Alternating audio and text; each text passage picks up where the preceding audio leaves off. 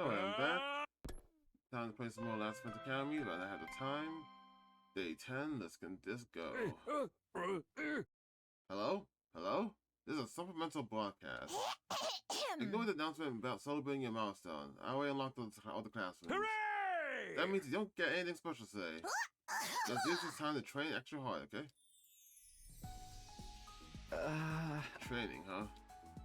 I doubted I'd be making time for that today. I had something much more important to deal with, like trying to figure out what to do with Kyoko. We rejected her, she was hurt, and then her comment implied that she's a time traveler, so I gotta figure out how that works. Namely, picking things up where I left off with Kyoko. She blew me off again last night. I was getting tired of this. Today's the day I get the truth out of her. Of course, just saying it was one thing. How do I actually do that, though? Technically, I refuse to carry out Hyoko's final order. That means I'll deal it off. If I tried the straightforward approach, she'd only blow me off again. But what else can I do? It sounds like such a cliche, but maybe I could give her a present. Something special, something that would show her I really care and would get her to trust me. My problem is, I can't think of anything that would help, move Kyoko that much. Didn't she like cats or something, or dogs? Like, I swear there was a moment in time when she said she liked pets. Like, little, small animals.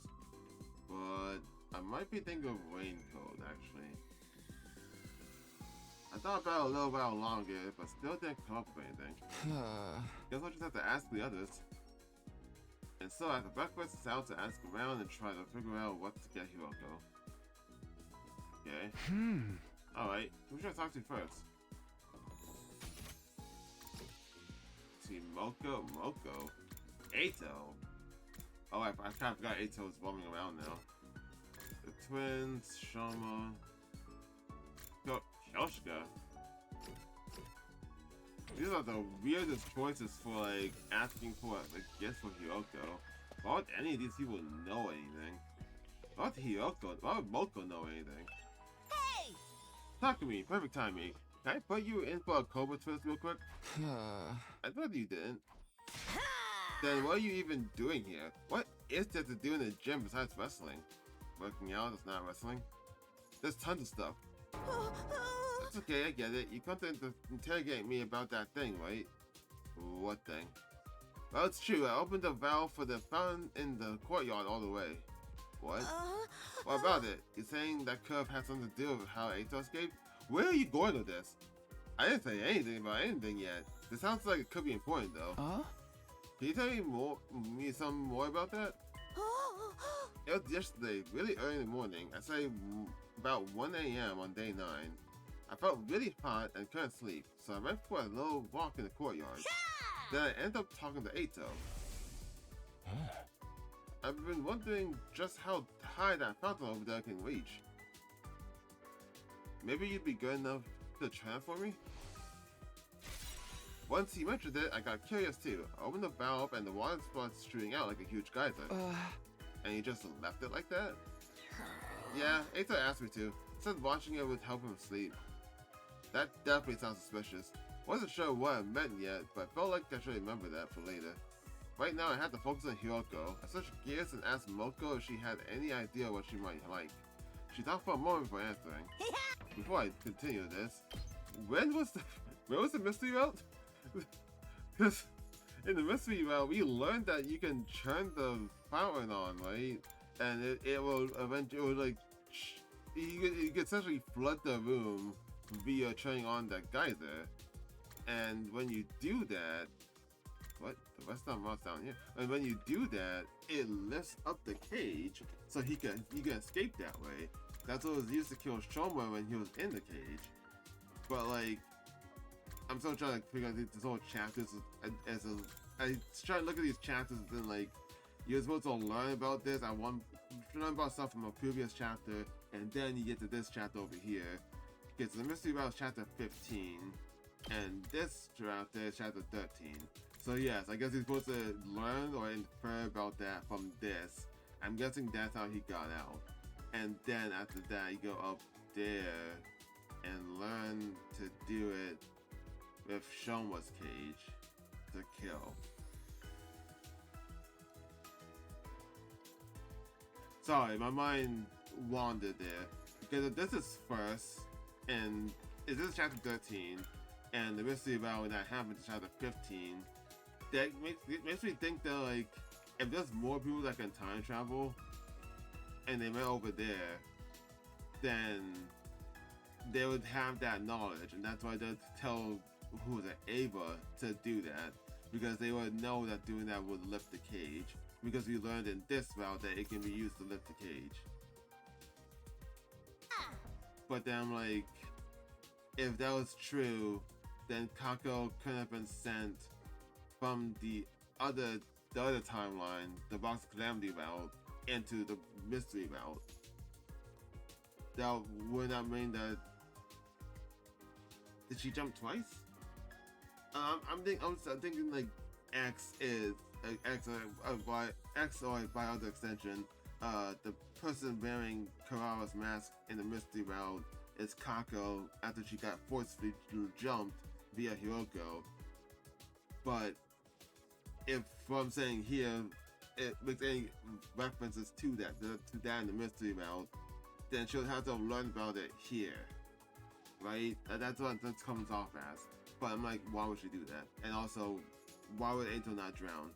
Also, read a while ago. I'm thinking too much. I'm moving on. I don't know how much it does help, but she once told me she likes stuff that comes in sets of 3 colors. That's specific. 3 colors? Yeah, stoplights, sports medals, that kind of thing. Even wine. That's got red, white, and rose. Isn't rose just a type of red? Oh, and another thing. Roko reaches into her hood and pulls something out. Huh? What is that? Sanshoko Pan? No. Oh, is that like bread? It's 3 flavors in 1 bun. I got it from the cafeteria. I was gonna eat it later, but I got plenty more. You can have this one. I had no reason to say no, so I took the bun and left.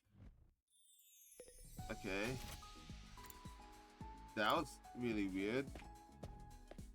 So you got out via the water rising? And you said K helped you.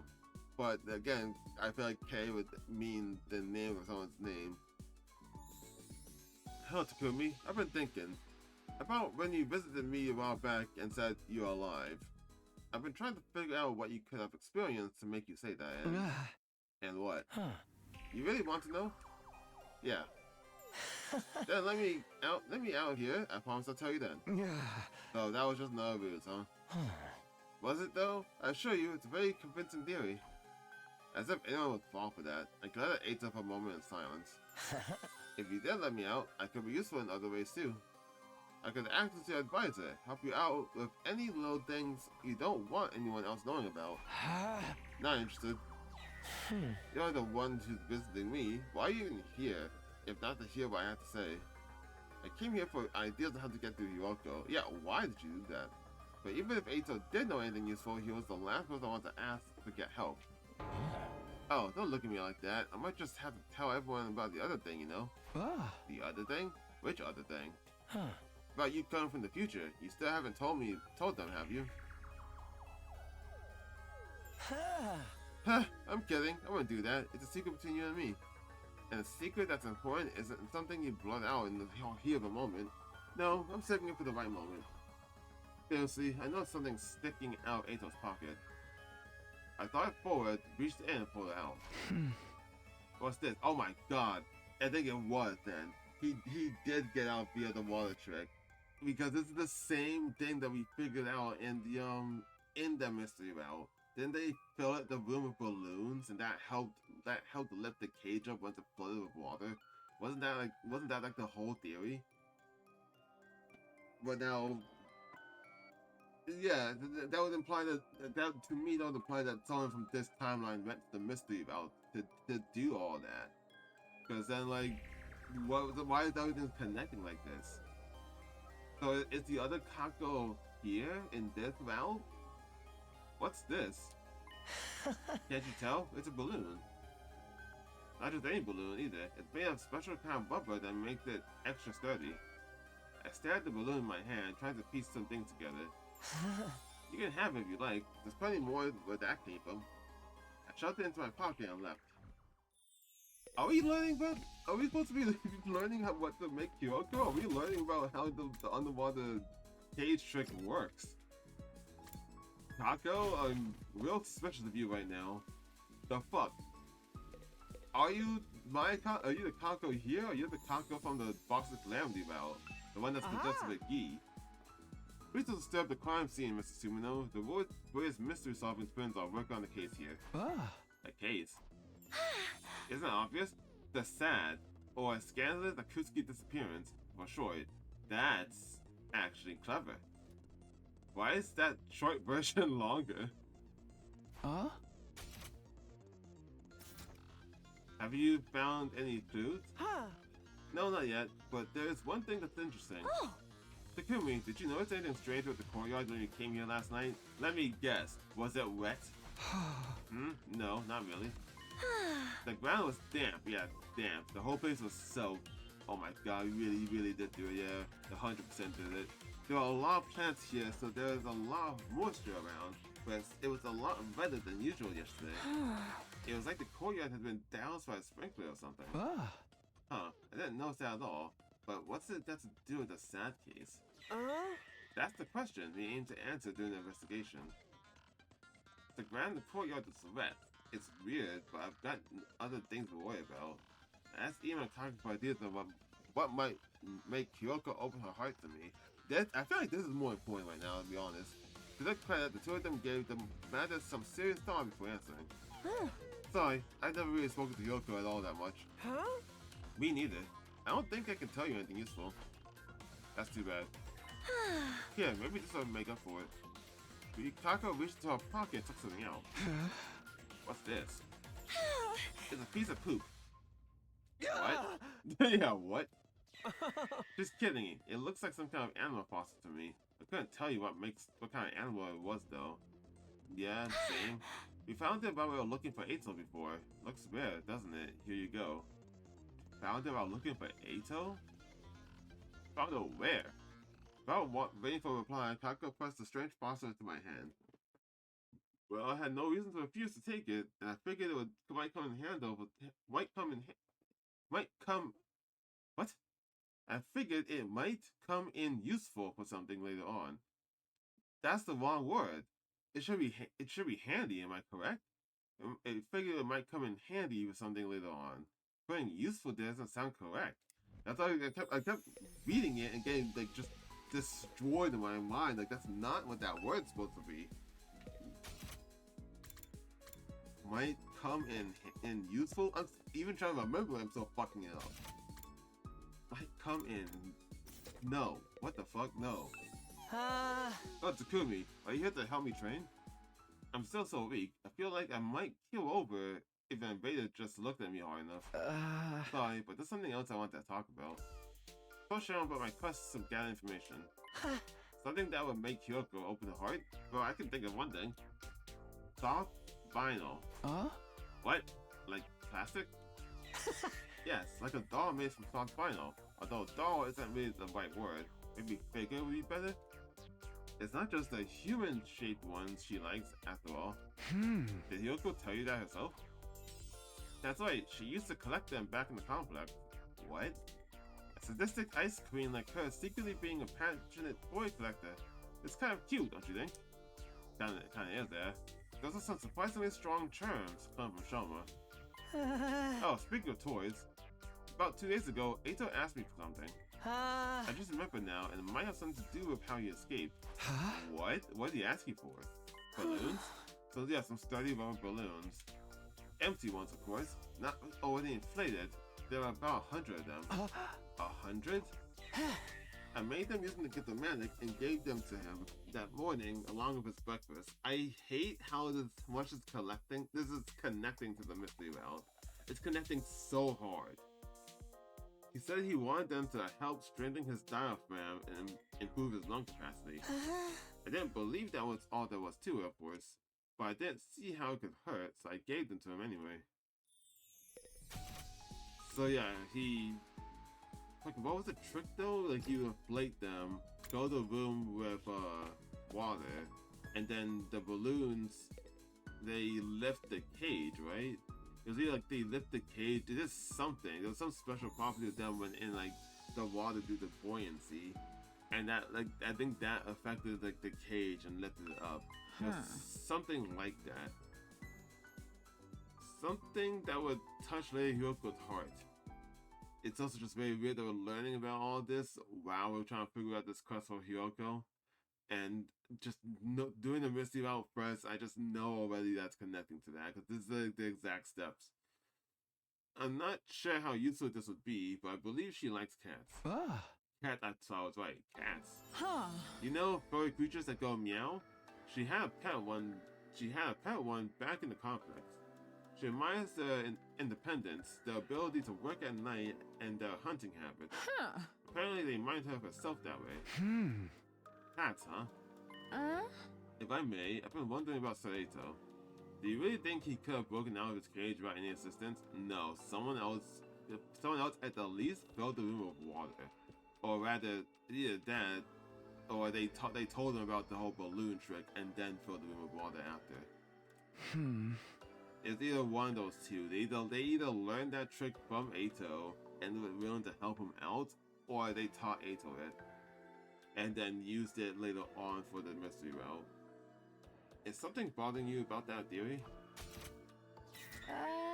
It may be nothing, but something curious happened 2 days ago on the night of day 8, after we'd all assembled in the cafeteria. When I heard there was no post-battle cat celebration, I wandered into the courtyard to get some air. While I was out there, I heard a voice come from the animal pens. It was Saito, of course. He requested that I close the drain in the corner of the grounds.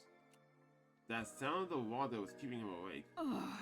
Even though a prisoner deserves humane treatment, I thought it couldn't possibly do any harm. Exactly, so because you closed it, it couldn't escape that way, so it filled up that room. So you did it? Yes. I didn't see how it could have any bearing on his escape, but I thought I should mention it. Fucking... I am not interested at all in getting back to Get Up Hyoko right now. Finding out who helped them with this is more important right now, because that means that person has to be X. Because they taught Eva to do the exact same thing to kill Shoma in the cage. God, if only if I did this out first and then went to the Misty Route, that whole thing would have been a lot more easier to figure out. I think this is all I'm going to learn for now. I don't know if I'm any closer to winning Hyoko over, but at least I know more about her interests now. I believe Lady Hyoko likes cats. A sadistic ice queen like her secretly being a passionate toy collector. So if I want to give her a present, a vinyl figure of a cat that's red, white, and blue should be the way to go. But not just any cat, there's one more important detail that I learned, and that's, 3 colors. She likes stuff that comes in 3 colors. That's I'm thinking of red, white, and blue, because America! Anyway. So a cat with 3 colors, in other words, a calico. A calico has 3 colors? I have no reference for what a calico is, mostly because every time I hear this word, I think calico from Monster Hunter. Oh wait, I better head over to Get the Manic and rip up a calico cat figure. Is that something I can make? Oh yeah, it's orange, black, and white. Huh.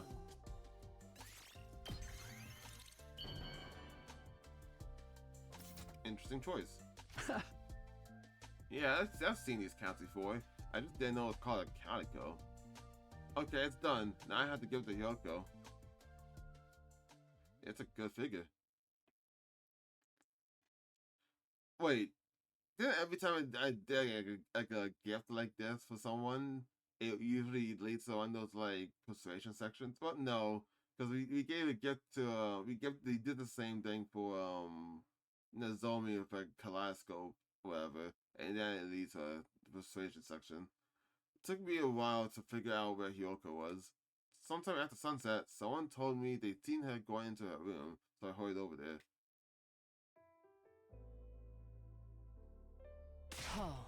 Takumi? What are you doing in here? Have you heard of knocking? Whoops, sorry, I asked something for you. What? I don't know if it's your kind of thing or not, but I hand the calico cat figure to Yoko. I don't understand. It's a present for you. I thought you might like it. Yoko stared at the little plastic figure and tears filled her eyes. Wait, tears? I wasn't prepared for this. I didn't think she'd take it like that. She'd like it that much. It's not possible. Huh? What do you mean? You couldn't possibly have known. About what? Yoko didn't reply, but slipped the cat figure into her pocket. It was that small. There was more going on here than I realized, but I gotta do to her. That much was clear. Pressing my advantage, I looked into her eyes and asked again. Yoko, please tell me the truth about you.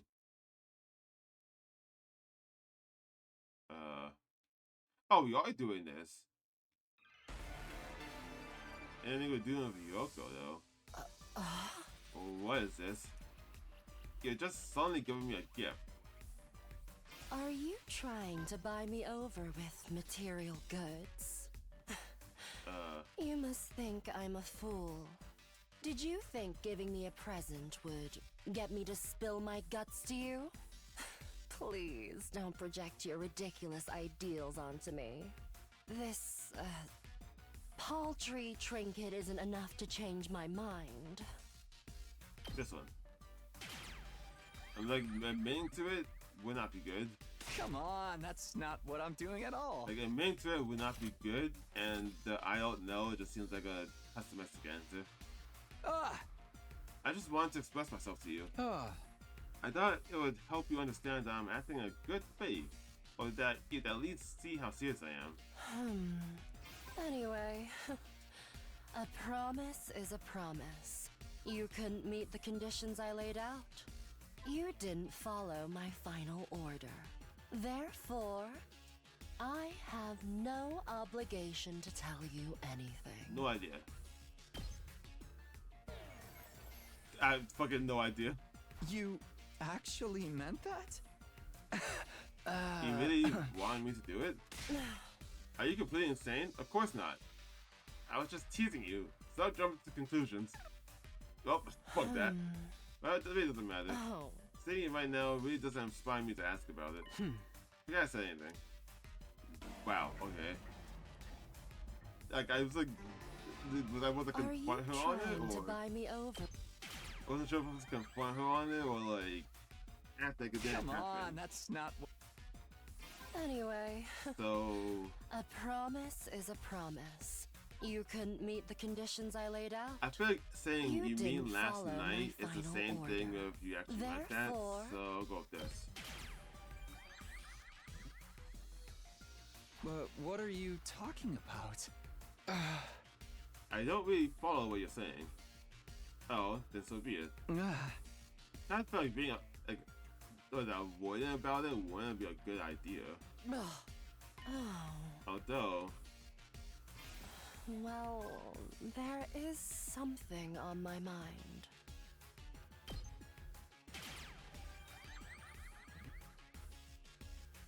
What is that?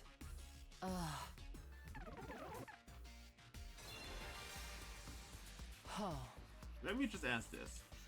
Why would you give something like that to me? A calico cat figure. What made you pick this to give to me of all things? Yeah, I thought you liked it. It's like I told you before.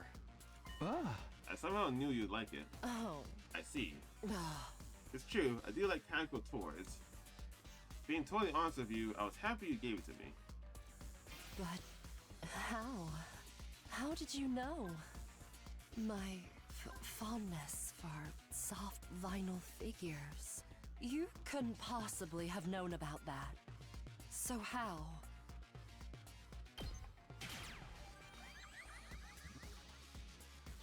Well, Hideko, you told me yourself. I was like, I was gonna say that Shoma sold me until that came up. Like, I feel like she's trying to imply that she told him in some timeline. So if I say that you told me, they're like, oh, so you're from that timeline when I told you that? Which would work with this persuasion, but also won't work if she asks me for anything else. Huh? I asked Kyoshka, Shoma, and Moko about you, but that was just an excuse. I knew long before I asked any of them. I swear it. Did she tell us this? Maybe she did, 'cause I always thought that she liked cats before. Maybe she did in the first 100 days, and I just didn't remember. The fact that you like cats and collecting calico toys. Like I said, I remember you telling me yourself. But how could you? No, that's impossible. This has to be some kind of mistake. Well, I guess you have my thanks. For the calico toy. Thank you.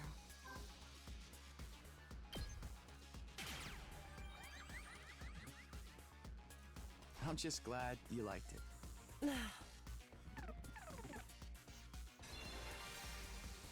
Huh? Hey, what did you say just now? What do you mean by that's impossible? Never mind, don't worry about it. How am I supposed to? I told you, it's some kind of mistake. There's no way you could have known. Like, these are just simple one question answers now. I do know. Like, there's no, like, multiple choice on anymore. It's like the obvious answer is the obvious answer. You know all too well. Why is it you think you know exactly? All the pain and suffering you've been through. Watch your mouth. Are you insane? Don't say things like that so lightly. You'd never understand.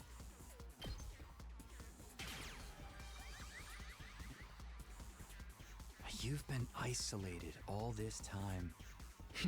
Shouldering this burden alone. Isn't that right? Stop it. I guess, if there's something weighing you down, I want a piece of that burden. No, not just a piece. Listen to me, Hiruko.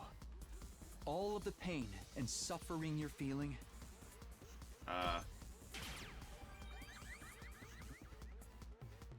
I'll share it with you. That just seems like a better choice. Takumi? Hiruko, we can build a new future. One where nobody has to die.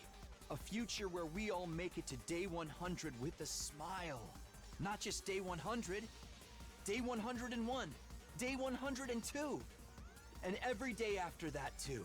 Let's create a future where we can live happily forever. But if we're going to make that happen, you need to tell me everything. So please, tell me, Hiruko. So we can make the perfect future that we all deserve. Together.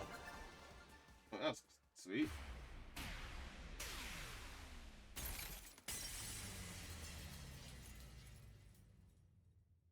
Oh, no smile. I'm just gonna smile at the end.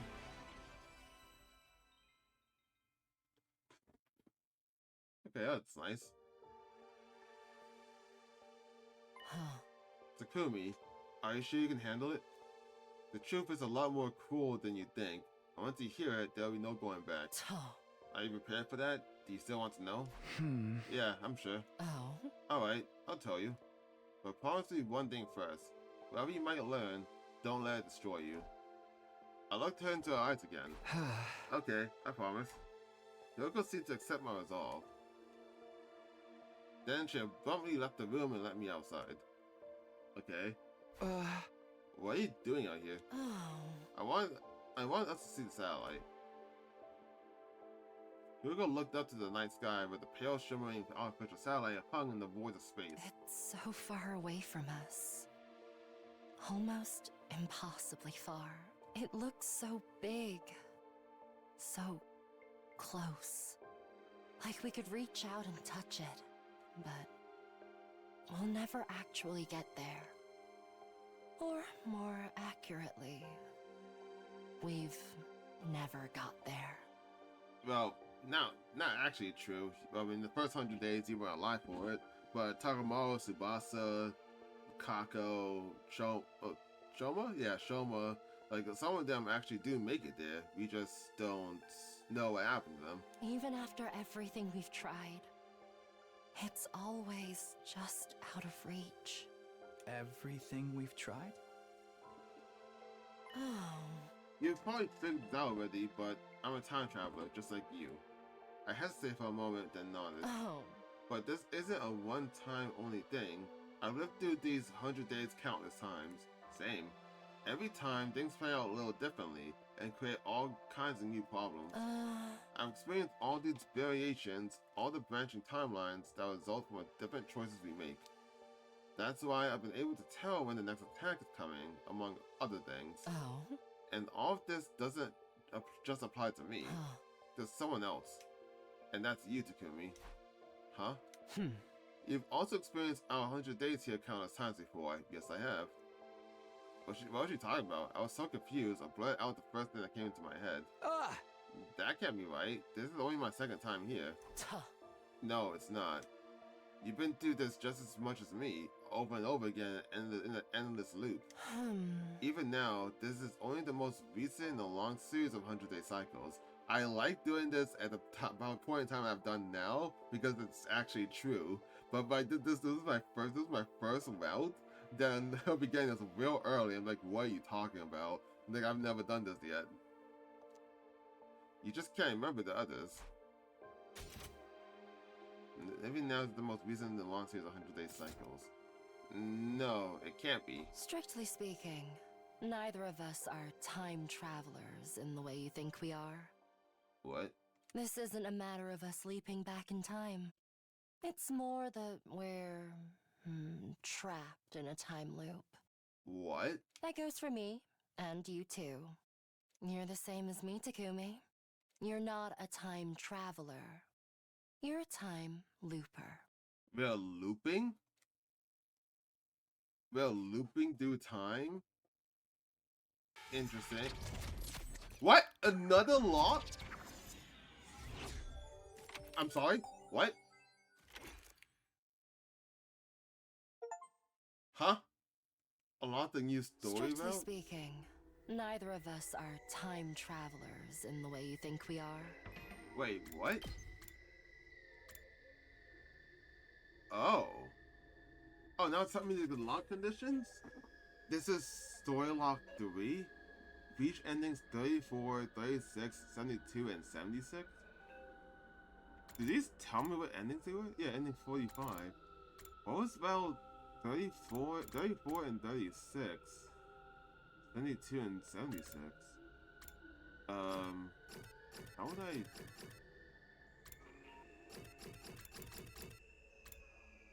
Well, Box of Calamity... Well, one of the Box of Calamity is 39. 36? Well, here's 34 in the Box of Calamity route. This was... I'm not actually sure which one this was. But it shows Nozomi there. Nozomi, Hiroko, and Tsubasa Takumi. Eito left because we learned that he left and Kako left. We weren't sure where they went. We learned in a different route they got teleported via the loop device that Hiroko knows about. I think this is when we learned that Nozomi is possessed by Gi and he killed her. Why is that route needed to learn this? And then 36. Nope, I don't remember which one this one was. I wish it told me what the actual ending was called. So we needed these two routes in the Box of Calamity route for that. And then what was it, like 72 and 76? Yeah, 72 and 76. Well, which route? Since I won't know what the actual ending was, which route was it though? Which route did I do that unlocked that? Gun game route? No, it's 80. Oh wait, the 74, the slasher route. The slasher route? It was when only Kurara's alive, that's when everyone's a zombie. Having the ending where everyone's a zombie unlocks this? And then, no, the 76?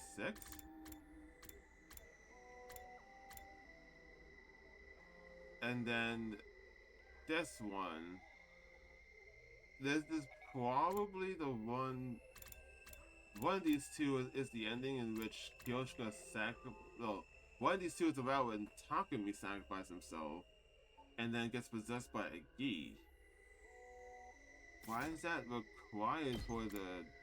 Why is that required for this? Also, can't tell...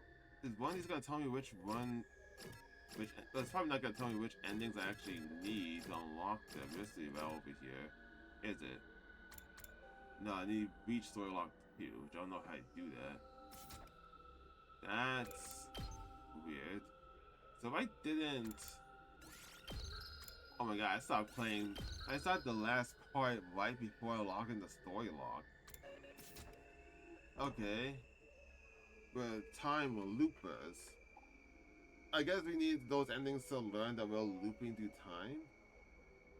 But if we've...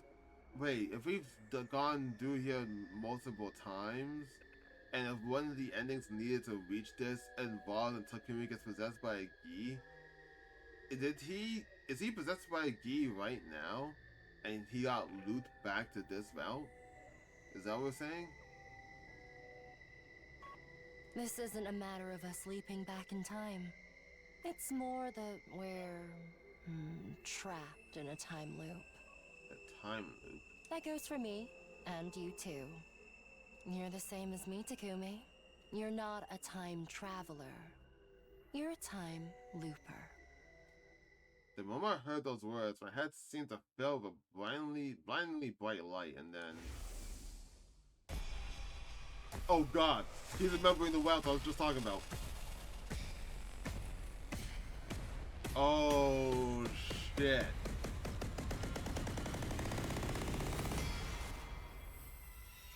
Oh, this is fucking cool right now.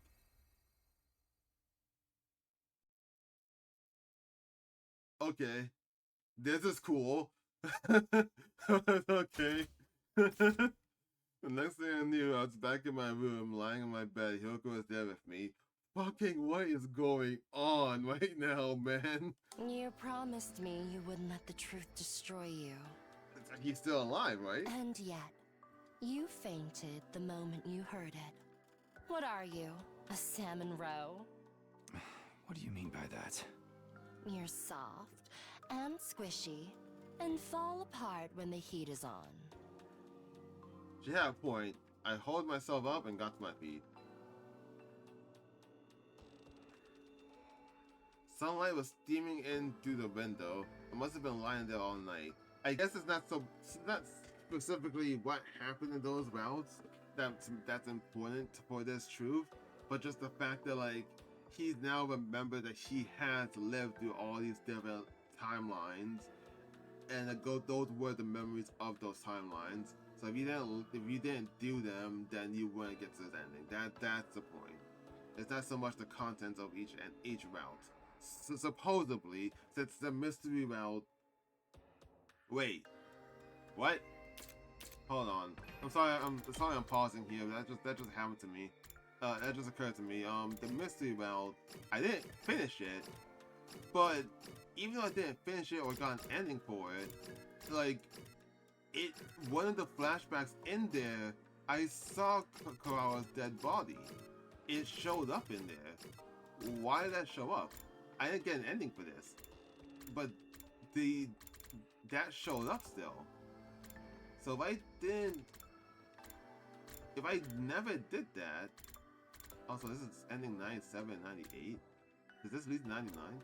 If I didn't do that, would that screenshot show up? Is that kind of like a spoiler that she's dead in there? Also, the mystery about neither of those, like the requirements. Why did information of the mystery about show up in there? Sunlight was streaming in through the windows. I must have been lying there all night. I remembered about the other times I've lived through these 100 days, and about what happened in those others. I guess we should call them timelines? Oh? But not all of them, right? Yeah, it's all a little fragmented. Oh. How many did you remember? 10? 20? More than that? We could say 72. Ah. No, not even that many. You're still just a beginner. A beginner? Come with me. Hey, where are you going this time? You wanted to hear the whole truth, didn't you? It's not something I can talk about here. Kyoko left the room, still feeling a little clueless. I followed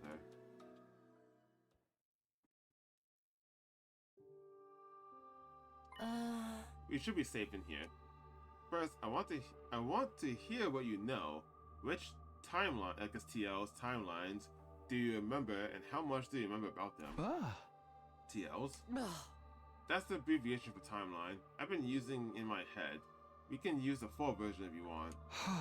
I'm not really sure how to explain which ones I remember though. Oh? Any key points or characteristics will do. Okay, but honestly, I don't feel good about this. Too many of the timelines I remember ended in tragedy. So many of our friends died in those alternate realities. They were murdered. Killed in so many gruesome and cruel that I don't even want to say them out loud. It hurts just to think about them. I started to think I'd have been better off never remembering it at all. On the other hand, I warned you, once you know the truth, there was no going back. But you said you could handle it, you promised not to let it destroy you. I did say that, and I had to stand by it. In spite of the pain it caused me, I began to speak. Okay, here goes. Slowly, hesitantly, I told Hiroko what I remembered about the other timeline. The Gi parasites. So you're possessed by one. At least, presumably you would be.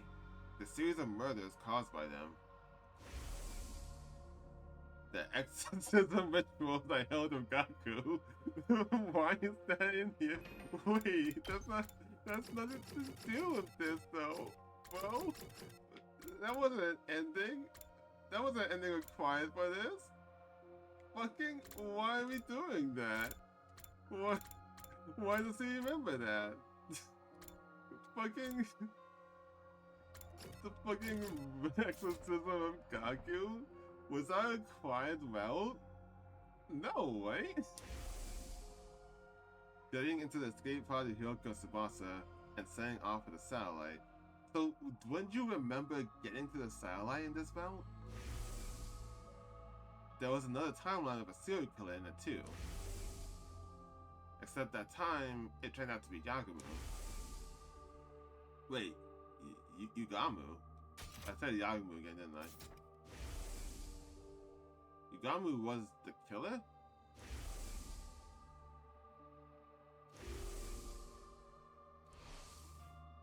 I felt sudden jolts of pain in my head. My memories must have been getting mixed up. Are you alright? Yeah, I think so. See, that's the issue now. Because if he remembers that, shouldn't he remember getting possessed by the Gi? And that he is a killer now? I squeezed Hiroko's hand to reassure her and carried on. I told her about another timeline where zombies started appearing. We tried using Yugamu as bait at first. But even after that, our friends kept dying and coming back as zombies. In the end, I got caught by them too, and yeah, this thing.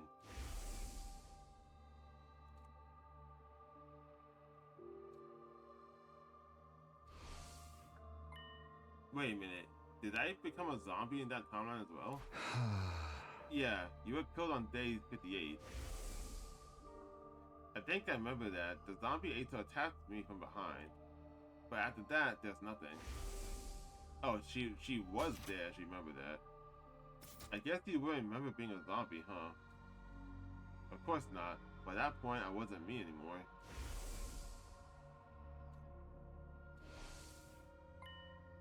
We'll talk more about that timeline later. Tell me about the others. I nodded. There's not much to tell. There's just one more I can remember. That one all started with Gaku being killed. Then Kako's body was found. She's been poisoned. This is the mystery about. I didn't get an ending for this. So why am I getting this? If I didn't do that route, and if I unlocked the requirements if I unlocked the requirements for the story lock, got to here, but didn't do that mystery route, would this come up? I feel like no, right?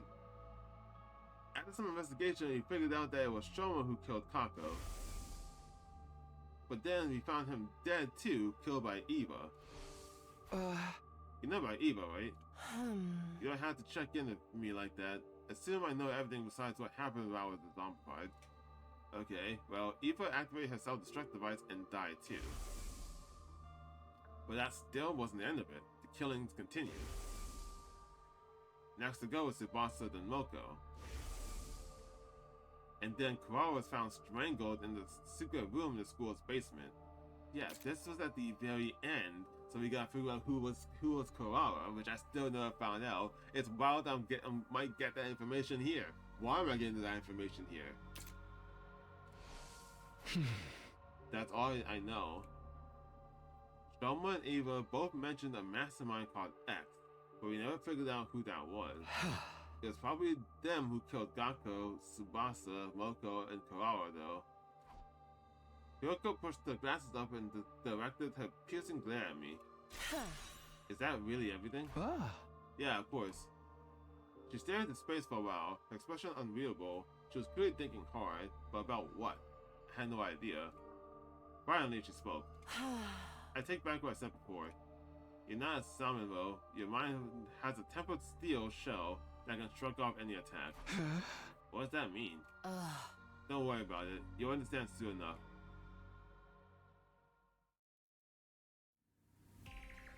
Why do you keep moving around? To throw off anyone who might be trying to eavesdrop on us. Is someone really doing that? Yeah, because if it's... I feel like once I found out that not only are we looping through time, but that Hyogo's doing it too, my immediate thought would be if there's anyone else that's doing that, and to just stop being cautious at that point in time about everyone. Because if we don't know what it's called, we know it's called that Takumi is able to do it because of absorbing the baby's power and then quote unquote time traveling. But like we don't know why everyone else is doing it. We don't know why Hiroko is doing it. So since we don't know the cause of it, we should just assume that there's more than just two of us that's capable of doing this. We're just scary. Is someone really doing that? Probably not, but it pays to be careful. So going from place to place is safer than staying put and going through the whole story. Hiroko nodded. I suppose it's my turn. Ask me anything apart from my credit card information. Yeah, please don't. Going from place to place is safer than staying put and going through the whole story, yeah. Okay, well, first of all, I want to know about your memories. When did you start remembering other timelines? Do you remember what happened on day 3? That's when you decided to keep a secret that you'd come from the future. And you made up the story about reading Eito's diary to explain how you knew what he was up to. My memories are trying to bite after that, although I don't remember everything either. So far, I've only managed to recall 146 timelines. 146? Yes, I've been through at least 146 loops, and most of them made it to day 100. Doing the math, that's 14,600 days divided by 365. That makes 40. I've been living at the school in this loop for at least 40 years. Jesus! 40 years? 14,600 days? It was hard to even wrap my head around that length of time. 40 years? I'm still shocked about that. Jesus! It was making my brain freeze up. I just stood there completely dumbfounded. I think I made this comparison before, but like, I talked about Higurashi in one of these episodes. And again, there is a character that's also going through like a similar experience of dying and then going into like another loop. So Hiroko straight up is just dealing with that, and that is awful. And that's only the bare minimum. Accounting for loops, I haven't remembered yet. The real number is probably even bigger. This is only speculation, but I think something similar is going on with you. Huh? There's a good chance you lived through these 100 days just as much as I have. Not that much, actually. Shockingly enough, I've gone through half as much. Not 446 loops, but only like 70. How much? Like 70 what? 75 loops. Almost exactly half, I think. I'm not gonna do the division right now. I'm not good at that right now. At least 146 loops or 40 years.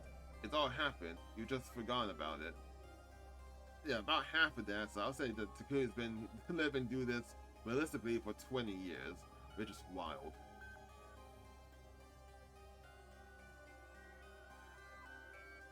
We changed locations again, and still dazed and confused, so Hiyoko picked up the conversation without any prompting. Across these 146 loops, lots of different things have happened, obviously. But apart from a few exceptions, the enemy attacks always occur on the same day, because they're never aware. Oh. That's why I insisted we go to second to last Defense Academy on day 6. Day 7 would have been too late. That's when Murphy attacked school. Oh.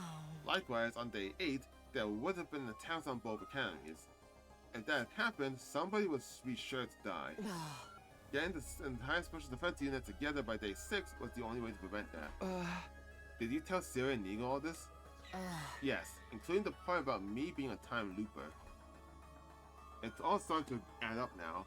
That's how those two suddenly knew when the attacks would happen. This is fucking wild. This is some Utsukoshi shit, like the Zero Escape series. Why didn't you tell me about the loop? You told Siri and Nigo, but not me.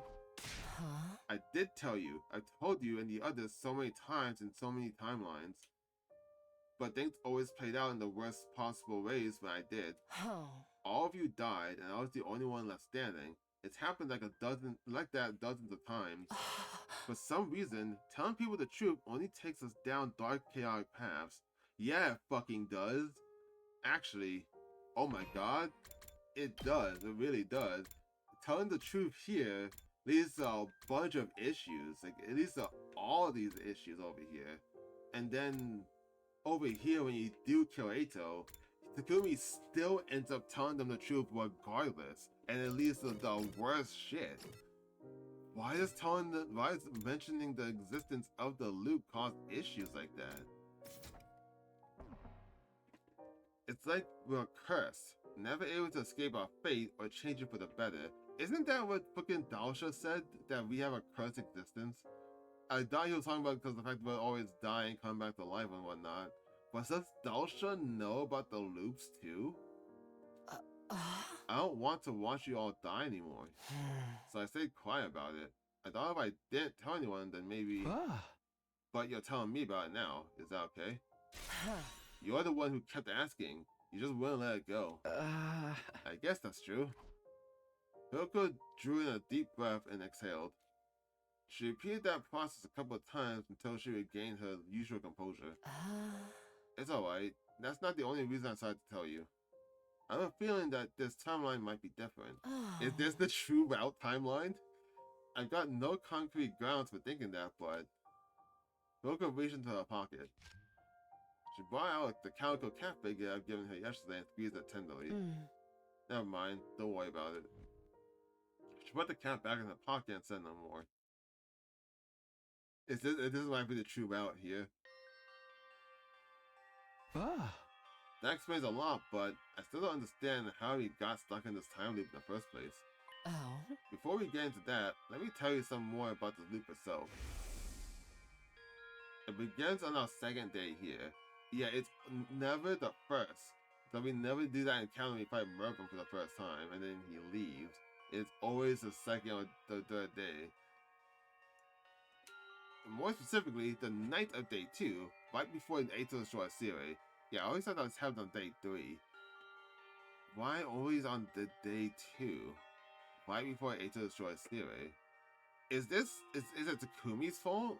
Because he went back in time that he's trapped everyone in a constant loop?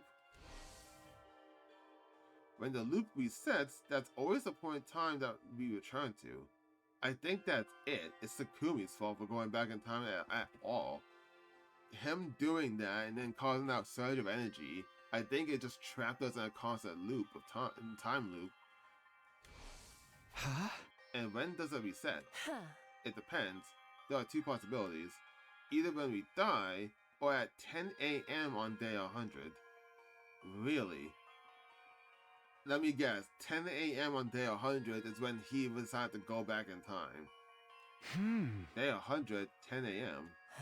Yes, right around the time the school launches its final attack. For whatever reason, even if we make it to the end, we still can't escape this place. Oh my god, is that what they're trying to say? That in every single route, even when we leave via the escape pod and we're going through the satellite, that's when we quite literally never figure out what's going on. Because we loop at that point. It cuts off there. The only time when it doesn't is the very first 100 days when Tsubasa and the rest of them actually make it to the satellite and they need help. Yeah, I think it's just Takumi. Takumi gets caused this loop by going back in time in the first place. So, is that mean it's really fucked then? For whatever reason, even if we make it to the end, we still can't escape this place. When it gets to 10 o'clock, we'll be forced back to day 2 to do it all over again. You said you remember the timeline where we managed to get into the escape pod, yes? But do you remember anything from after that? No. I remember taking off with the satellite and watching the final attack through the window.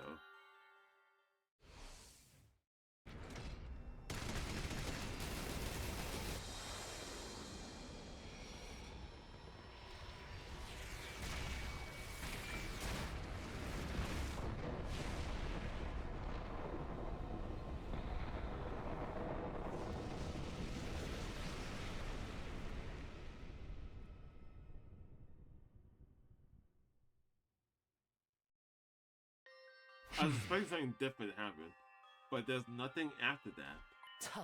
You see? You don't have any memories of us actually reaching the artificial satellite, neither do I. Before we can get there, our consciousness are pulled back. And we start again from day 2. Hiroko nodded. God, I thought that was just a mechanic, like they didn't write. Maybe they did. It's true they didn't write for an after once you get to the satellite, but it's so fucked that this is actually a plot point now. But is this really all true?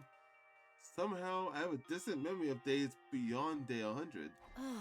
I know, I said things turn back in the loop on day 100 at 10 a.m.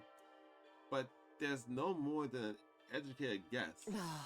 It could end being slightly earlier or later, or in some situations much later. But even so, it doesn't change the fact that we'll be brought back to the evening of day 2 at some point. Think about it. If you continue to exist in a timeline after day 100 into old age, how could you possibly retain those memories from after day 100 in the here and now? You're right, if we weren't caught in this loop, I wouldn't be able to remember any of that time. I must have gone back to day 2 even in those longer timelines, and that's why I can only vaguely remember them. But going beyond day 100 is extremely rare and anomalous event. Actually, yeah.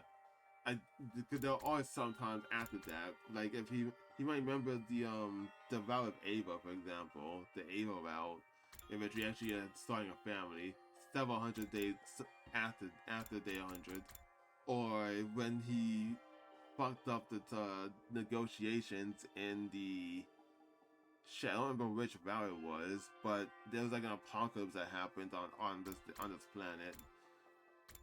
So yeah, there are some days where it is extremely rare.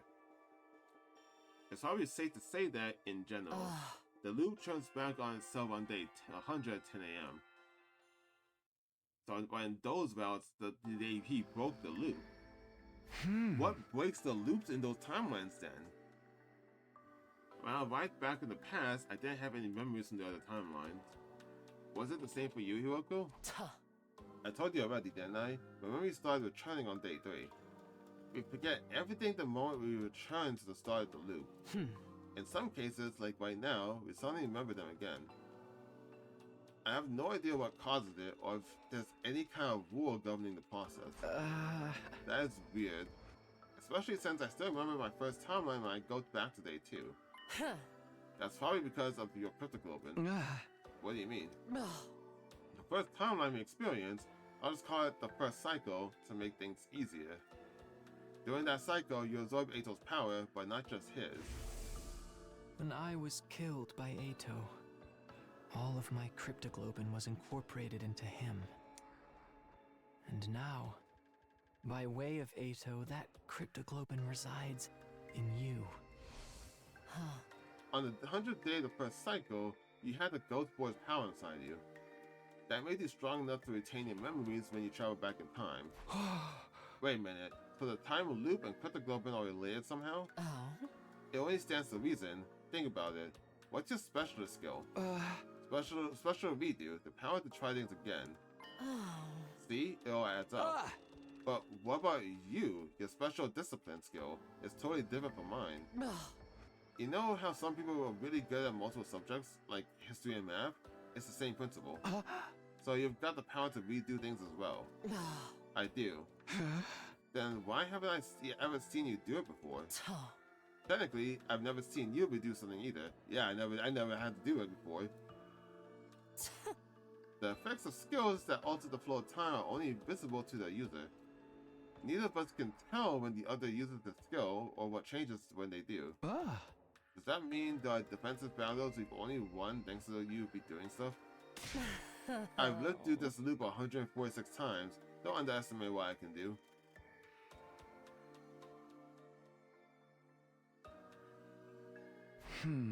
Okay, I think I get that the time loop is somehow caused by our specialist skills. But there's still something I don't understand. At the end of the first cycle, I wanted to change things more than anything. That's how I was able to go back to the light of day 2. But why does it keep happening in the other timelines? Why does dying or making it to 10 AM on day 100 pull us back to that same point? I don't know, but I have a theory. It's because that initial jump back in time was the trigger. Think of spinning tops. They never stop spinning if it wasn't for friction. The same goes with things like pendulums or springs going downstairs. In a situation where there was no resistance, all it would take is one little push, and they'd keep moving forever. Forever. That's right. Does that mean we're going to be stuck in this loop forever? There must be a way to break out of it. There has to be. What is it? Do you think I'd have put up with that idiotic face of yours for over 14,000 days if I knew? So, we don't know how to escape. Not right now, at least, but... But what?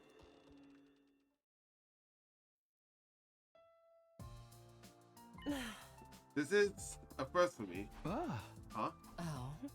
The timeline we're currently in is different from the others I remember. We made it to day 11 without a single member of our team dying. In all 146 loops that's never happened before, this timeline must be special somehow. Really? Fuck, I got to constantly check this. Oh my god. I was like, I have to constantly check this, and I'm like, she's right, because on this route, in which in the route, if we save the second to last Defense Academy, Darumi dies by day 11, or by day 10.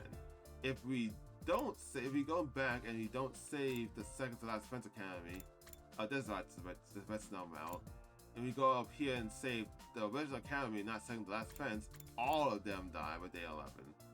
And then over here on day 11, Ato will be dead because Takumi kills him. So yeah, this is actually the first round in which no one has died by day 11. Motherfucker. I've never realized there was actually a loop like that. I never realized that was a thing. God, this game is so good.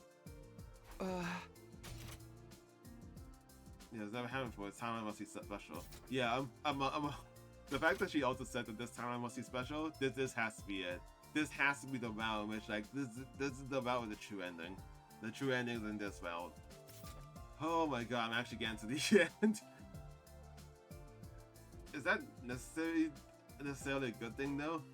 I feel like I should probably just, after I finish this route, like, finish all the endings of this route, and then maybe whatever happens if we do kiss Hiroko, and along with I ever get a way to get through the mystery route, I think I'll probably just call it there, because I don't think I'm gonna get to all 100 days, all 100 endings, or at least maybe take a break after those 3 routes.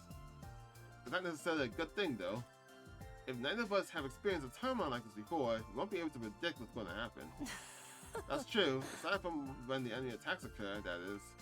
But this could be our chance to finally escape the loop. All the other timelines have ended in tragedy, one way or another. But this one could be different. The fact that we don't know what's coming means there's still untapped possibilities. Hyoko's eyes are sparkling. I've never seen her this excited. Do you remember what I told you on the night of the third day? About not killing Eito and keeping the time travel secret from the others? I said they were probably the right choices. Because those choices are what created this timeline, but we finally have a chance to change things? Exactly. So then, my coming from the future and the time loop, if we want to preserve this timeline's integrity, it's best that we don't tell the others. There's a good chance things will develop the way they did in the other timelines if we do.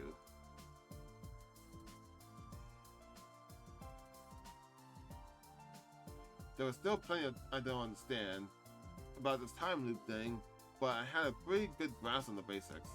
It felt like Hyoko had told me everything she knew about it anyway. But there were other questions I needed answers to. Like how did she know about that room? And what was it that Zuri had handed Hyoko that day in the war room? What was with that old lab in the ruins? What was parallel looping, sorry. Why was Eito still alive when I saw his dead body before? Why is this a question that you're asking? I guess he wasn't already, he went to a different parallel universe. Why did Hyoko try to strangle me that time in the infirmary? Who was in the drone she put in the Vivomatic? And perhaps strangest of all, why was she crying when I saw her on the roof at the end of day 9? But just as I was about to ask her, that should do it for today. Huh? Oh. You need time to process all this information. You can pick up this conversation again tomorrow. No, I'm fine, really. Well, Hyoko will listen. She turned around and headed back towards the school, refusing to say anymore. Oh man, why is she always like this? Jeez, this game's so good. With not much else to do, I went back to my room. Thinking about all these mysteries wouldn't do me a lot of good now. Not to mention, we still have plenty of battles to fight from now on. I need to keep building up my bonds with the rest of the team so we'll be ready for those challenges. Maybe I'll take a look around and see what everyone's doing. Okay. Hyoko says we'll talk more tomorrow. She's finally starting to tell me stuff, so I don't think she's able to go back on that promise now. I had no choice but to trust her. I crawled into bed and let myself drift off, wondering what revelations would bring tomorrow. You said that out loud. I don't like that you said that out loud. Day 12.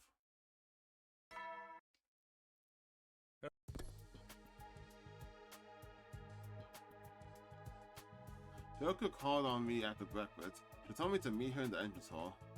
Yeah, it looks like she's already here. Huh? Are we exploring outside again? Don't you want to hear the rest of my story? Yeah, of course. Then don't ask questions, so follow me. Don't forget your fire extinguisher. Are you bringing a different one? Hyoko walked away at a brisk pace. I grabbed the extinguisher and hurried after her. Like I thought that she was gonna grab one, then I would grab one. I was like, why are you grabbing 2 different fire extinguishers for this? So, where are you going? Oh? Why are you always so dense? I know what you want to ask me. We're going to the one place where I could properly explain things. You mean that old lab? Oh. Better than giving you a lobotomy.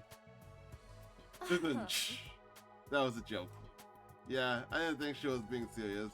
It was just so weird to hear Hyoko drunk about anything. Now stop wasting time with your nonsense. Let's get going. Nonsense? I didn't even say anything. But Hyoko's already on the move, too far away to hear any protest on my voice. Yeesh. I muttered my complaints to the air outside and followed after her. Instead, sorry, not inside. On the way to the lab, I felt Hyoko in on what happened in the timeline with the zombie outbreak. Like she told me yesterday, she didn't have any memories of the second half of that timeline, or more accurately, or anything that happened after she was zombified.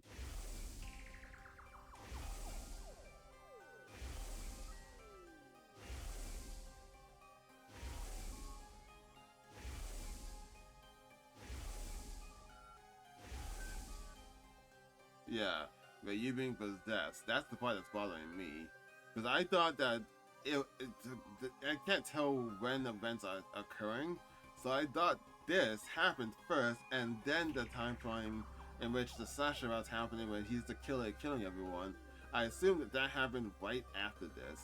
Like these Gi are aware about the time loop, and they possess Takumi to then enter him and then fall through that loop. But presumably, I would assume, based on the knowledge we have now, that that didn't happen right after he got possessed.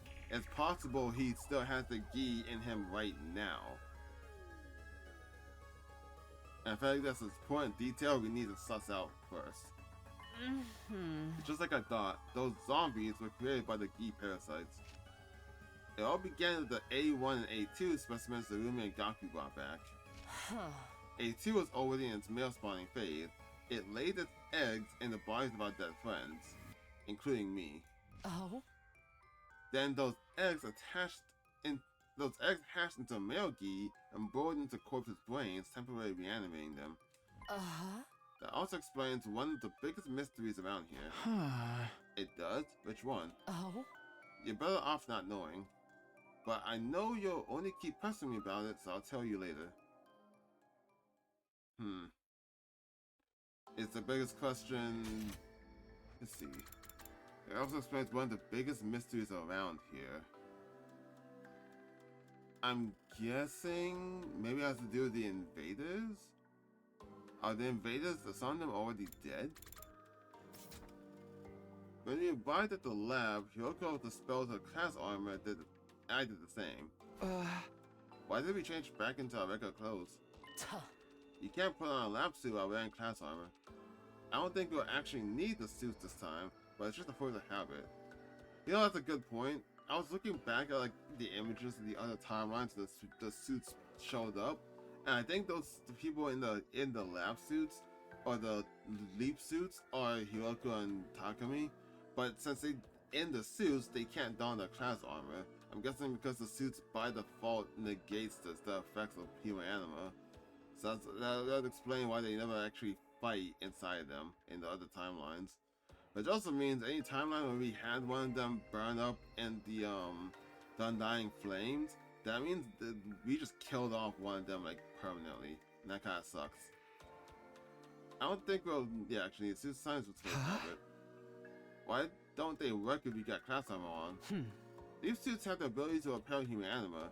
They're not affected by attacks from class weapons. If you try to put one on in class armor, the two surfaces will refuse to touch each other, like magnets of the same polarities. And doing a parallel leap without one of these suits is a bad idea, right? Oh? You shouldn't need to ask me that. You've already experienced leap damage firsthand. Leap what? Leap damage? It's what happens to be parallel leap without a leap suit. Where did you learn? Which timeline were you in where you learned this? You've mentioned this leaping stuff a couple of times now. What does it mean? That's why I brought you here to explain. Are you familiar with the concept of parallel universes? Yeah, Eizo told me about them in the first cycle. They're basically alternate realities, right? Oh my god, he fucking did! Then here we are actually doing that. Are you saying the different timelines of his experience are the same thing? Exactly. If it helps, you can think of parallel universes as the wards of other timelines. So parallel leaping is, just like the name implies, it's the process of traveling or leaping to a parallel universe. Leaping kind of implies we're going pretty far. People call trips through time leaps sometimes, right? Is there anything like that?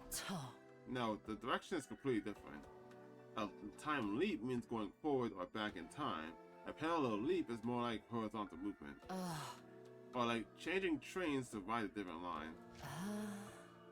We can't use parallel leaps to go back to the past or forward to the future. What? Time travel going from the front back. Parallel leaps. Oh, that's why she was saying that she didn't have much time that first time. Because she was going back into that specific day at that specific time. Just in a different universe. That's a little complicated. Instead, we move to the same place at the same point in time, but on a different timeline. Take a look at this diagram. Let's say we leap from timeline A at 1:01 a.m. We'd arrived in timeline B at the same time, 1:01 a.m. Oh. Essentially, our coordinates in time don't change, only the world that we inhabit. There's no difference too. A time leap would be like your journey back after the first cycle, only your consciousness was affected. It's not like you got into a time machine and physically went back in time. But that's not the case with parallel leaps. When we leap, our bodies are traveling to those alternate realities. And the thing that makes that possible is this, the PLM. Oh. You probably guessed from the PR part, but that's a parallel leap machine. Wait a minute. You mean that night, just after midnight on day 5, we leapt to another timeline? Oh. You only just figured that out? You really are slow sometimes. Where do we go? Which timeline was it? In answer to my question, Hiyoko took out a handheld device and showed me the screen. What the fuck? What the fuck?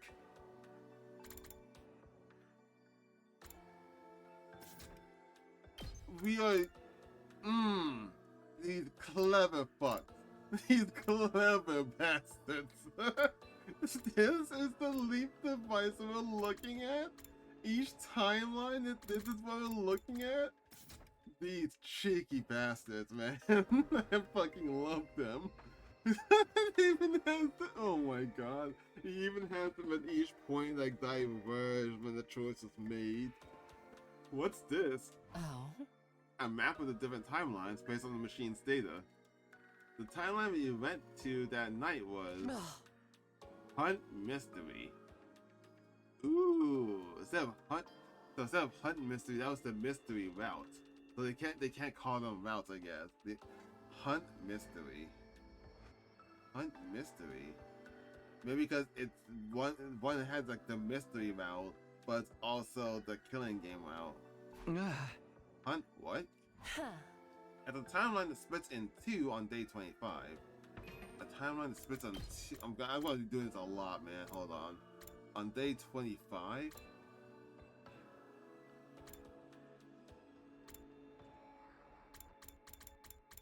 So down here.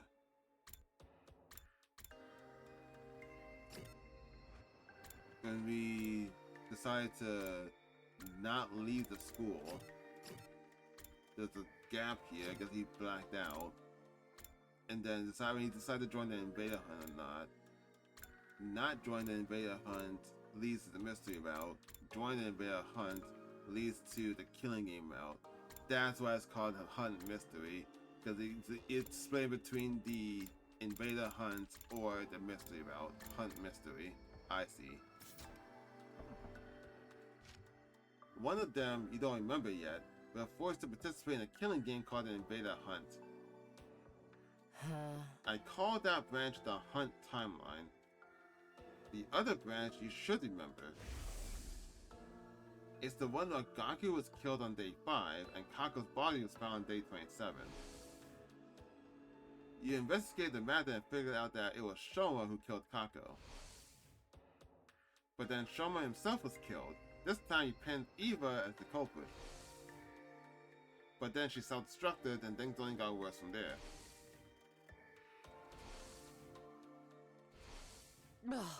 You were beset by the whole host of mysteries, but still did your best to solve them. That's why I called this branch the Mystery Timeline. The Hunt and Mystery Timelines, huh? Oh. That's right, and this is the line that both of them split off from. So I combined the names together, making this the Hunt Mystery Timeline. And that's the one we went to? Yes, on day 5, just after midnight. But why? But why did you want to go there anyway? I had 2 objectives. One was to prevent Gaku's death, the other was to do something about Beta.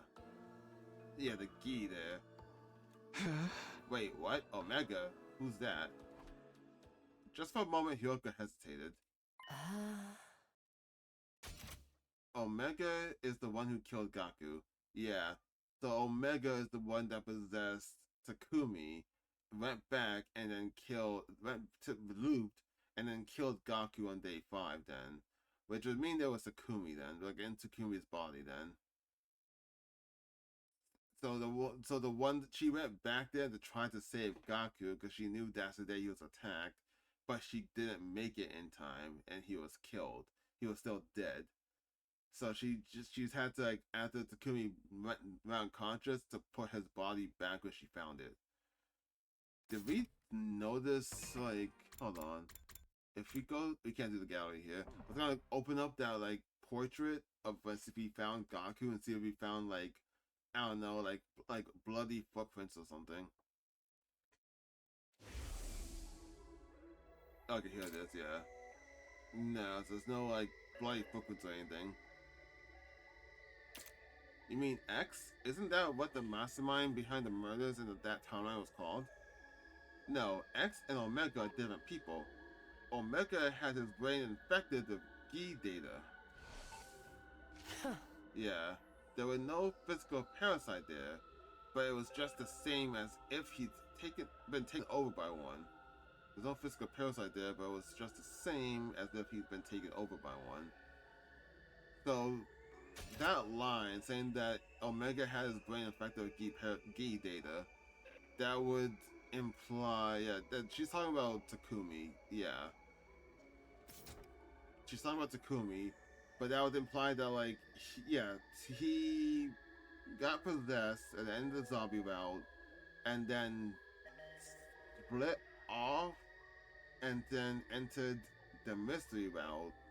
So in that timeline, Takumi is still possessed by the Gi, and that he killed Gaku, but then didn't do anything else after that?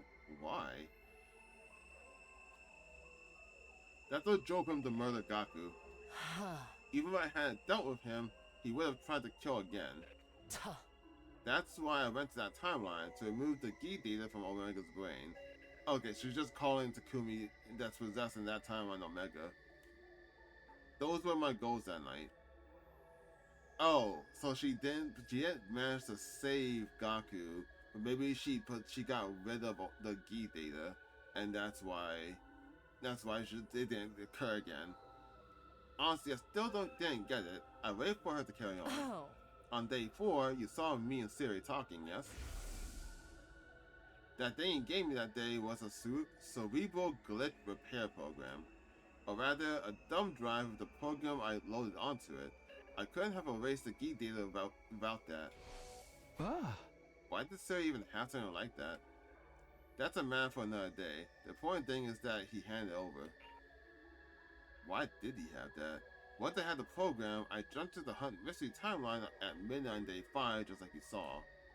Yoga went on to tell me what happened after that during the time I lost track of her. First of all, she went back to the school and rang Omega's doorbell. I like how she is not showing that Omega is Takumi here. She hit on the door roof and waved at the murderer to come out. She then dropped down and knocked him out with a strike to the back of the neck. I remember that actually. He mentioned that someone ambushed him during that route, and we never found out what was up with that. So she knocked him out and then implanted the data. With Omega unconscious, all that was left was to take him to the infirmary and run the repair program on him. But then the Gi data in his brain took over. He got up, grabbed Hyoko's arm, and threw her against the wall. I was still down the morgue at the time, freaking out over seeing Eito's body. Of course, now I realized that was Eito from that timeline, not the one I knew. In that timeline, I must have decided to kill him on that night on day 2 and absorb his cryptoglobin. So it's only natural that his corpse would be there. Anyway, that was when I heard that noise. Turns out it was the sound of Hyoko crashing into the wall upstairs. When I ran out into the corridor, I heard another noise. It must have been the infirmary door opening. That was when Omega got away from me. He must have realized there was someone else around and ran. Of course, I didn't actually see any of this. That blow against the wall knocked me out. And the next time you came to was when I was holding you. And that's when she strangled him because she thought that was Omega. That's right. Then I kicked you in the stomach and tried to break that little matchstick you call neck. Couldn't you try to sound a little more sorry about that? I already apologized. Yeah, but you never told me why you did it. What do you mean? Haven't you figured it out yet? I did. I had a bad feeling about this. A chill ran down my spine and I broke out in goosebumps. After you blacked out and I got a proper look at you, I noticed something. There was a purple rash on your face. That's one of the symptoms of leaf damage. That's when I realized I made a mistake. So I released you and went to look for Omega instead. I knew where he'd be, the classroom on the first floor. From the way things played out before, he was bound to show up there eventually. I got there as fast as I could, but... I was too late. Oh, Gaku wasn't attacked yet at that point. Shit. When I opened the door, I saw Gaku's body, covered in blood. And standing above him was Omega, still waving around a kitchen knife. Please, don't tell me was Omega. I'm sorry, but it's true. Omega's true identity. The person with the Gi data in their brain. The one who killed Gaku. Damn. It was you, Takumi Sumino. No, it's a lie. I won't believe it. I did it. I killed Gaku? Why would I find out about that in this timeline? No, it can't be. That can't be true.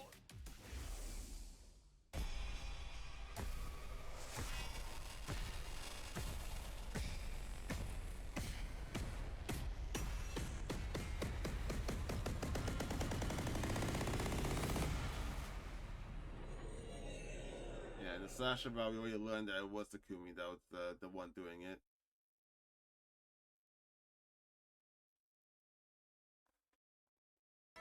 He's back out again. This is the second time you've done this. I'm starting to get tired of it.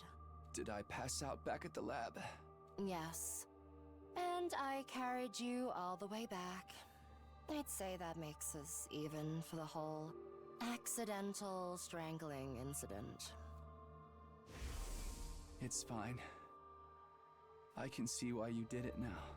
Yeah. You thought I was the me from that Hunt mystery timeline.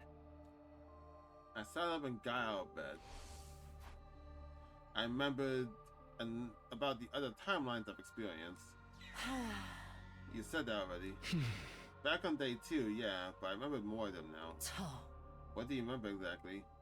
Well, I hesitated. Those weren't memories I particularly wanted to dredge up again. It wasn't the Hunt mystery this time, was it? You remember the serial killer timeline, didn't you? The serial killer timeline didn't take a genius to figure out which one she meant. Except the killer wasn't Yugamu, it was me. In that timeline, I killed Ava, then Moko, and Takamaru, and Kara, and Shoma, and Dami, and Iman Kaku. All of them. Everyone. All my friends. And that in the end, even Nozomi. I started shivering uncontrollably. I felt off balance, like I might collapse any minute. I kinda like this a little bit, because it shows that, like, even though a lot of those bouts might seem like random occurrences, they do have, like, each of those bouts do have a quote-unquote true ending to those bouts. Because they're making references in this about which one was, like, the last one. Like, he's making references to, killing the Nozomi, then falling through, like, her being blown up with Takumi, learning about the Gi and him and all that. Like, they're learning about all that stuff, but not the route in which, Takumi killed Hiroko and then got killed by Nozomi. that one was off canon, but the other one is the canon route for that. The canon end for that route is how I'm interpreting it, and I kind of like that. I started shivering uncontrollably. I felt off balance, like I might collapse any minute. Are you alright? I wasn't alright, not even a little, but I put my hand on my chest and forced myself to take some deep breaths. Oh? You were probably repressing those memories until now, as a self-defense mechanism. You sealed them away in a corner of your mind without being aware of it. That's why I likened your mind of steel to a shell before. But I guess you really are as fragile as a salmon roll after all. I wasn't paying attention to what Hiyoko was saying. The only thing I could hear clearly was my own raging heartbeat. That might sound like an empty platitude, but I assure you, I say it as someone with 40 years worth of experience. Don't beat yourself up over this. It's not your fault. You aren't the same person who did those horrible things. The one who killed Gaku in Day 5 was the Hunt Mystery Takumi. Likewise, the Takumi in the serial killer timeline was someone completely different from who you are now. And even with those other versions of you, it was really the Gi data in their brains that made them act that way. They weren't in control of themselves. You don't have to bear the responsibility for their crimes. So I got a text real quick. My breathing finally started to slow down. I wiped away the cold sweat that had formed on my forehead. What is this Gi data anyway, and how did it get into my brain? I didn't know either until last night when you told me about the zombie outbreak. In that zombie timeline, you were infected on day 100. The A1 Gi queen laid an egg inside you. That egg then hatched into another queen, which burrowed its way into your brain and fused with you on a cellular level. Okay, but at that, the final attack began and then you looped. Oh, how many times am I gonna see the final attack go off though? I feel like I shouldn't skip it in case something new happens. But it is kind of short in the long run. And then you died and you reset. Or you looped back. Your consciousness didn't just disappear at the end of that timeline. It was brought back to start the loop on day 2, along with all your memories. Our memories persist across timelines, so they must exist in our brains as some kind of cognitive data. In this case, that data includes the presence of the Gi. The parasite itself didn't travel back in time with you, but it had merged with you so completely that it had already been part of your consciousness when you came back. But is that going to be a problem? Doesn't that mean my brain still has that data in it even now? Don't worry about it. It won't take you over again. The version of you that's here now has already been treated. Treated? This is the timeline from after you successfully had the Gi data removed. There are timelines like that. Trust me, a lot can happen over the course of 146 loops. I meant to tell you yesterday, but Omega, the you in the Hunt Mystery timeline, has been treated now too. Huh? You remember I said I walked in on Omega killing Gaku in the first floor classroom? Before he could escape again, I ran up to him and injected him with an anesthetic I got from the infirmary. A few seconds later, he was out cold. I hoisted him back onto my back and carried him upstairs. Back in the infirmary, I put him into one of the recovery joints and got to work. I still had the repair program Siri gave me. I installed it into the automatic and used it to erase the Gi data from Omega. You saw me doing that, didn't you? Oh right, I did. You asked me who was in the machine before. Well, it was you, the Hunt Mystery version of you. At any rate, the treatment was a success. The Gi data was completely removed from Omega's brain. The Takumis in both the Hunt and Mystery timelines that branch off from there will be fine too. We won't have to worry about them hurting, or killing anyone now. That's good. But what did you do with that me after you finished treating him? I took him back to his room and put him to bed. Not unlike what I did with you last night. Oh. Then I went back to the infirmary and slapped you around until you came to. I'm assuming you remember that. Yeah, I also remember you saying I couldn't save him. Now you've told me all this, I can see you meant Gaku. Yoko's expression clouded over. She gave a little nod, her brows knitted together in sorrow and frustration. Hey, come on, don't be like that. This is all my fault anyway. I was the one who killed that version of Gaku and everyone else in the serial killer timeline too. How many times are you going to make me repeat myself? That wasn't your fault. It was nice of Yoko to say that, but it didn't do any good. I still felt like I was caught in a dark, sludgy whirlpool that was dragging me down, threatening to swallow me whole. What am I gonna do with you? Remember your promise? Don't let the truth destroy you. It's gonna be kinda hard. I had a feeling you'd react like this. That's why I was keeping it from you. I just knew you'd end up feeling like you were responsible for the whole thing. I wanted those thoughts to go away. I wanted it all to stop. It took everything I had to croak out my next words.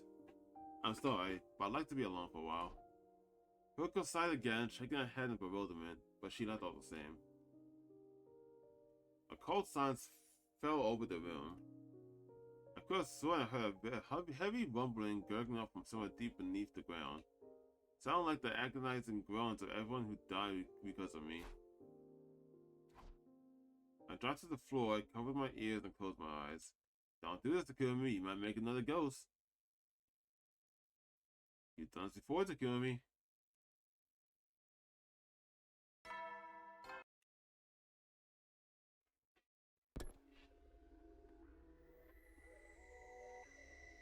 My head was completely empty. I didn't want to do anything, or think of anything, or even breathe, really. I just sat there in the corner of my room. I hugged my knees and curled up tight, wishing I could disappear while time continued to flow around me. I could hear voices outside, my friends chatting and laughing. The sound cut into me like a knife. In another timeline, I'd been the one to steal their laughter from them forever.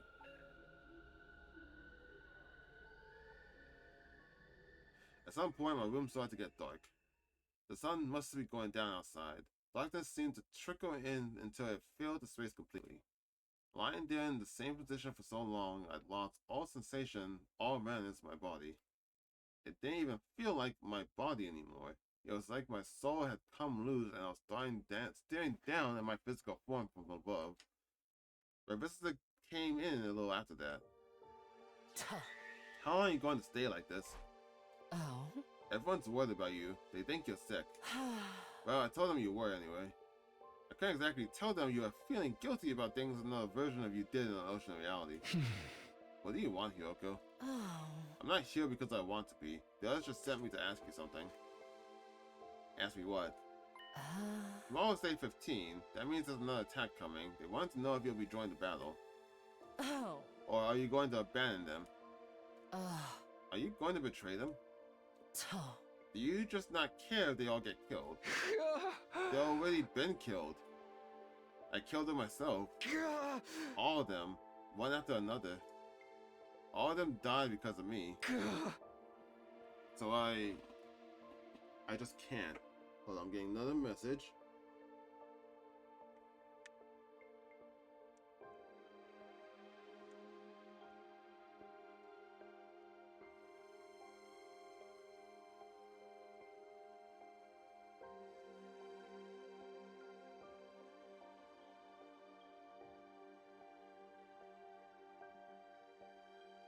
I just can't.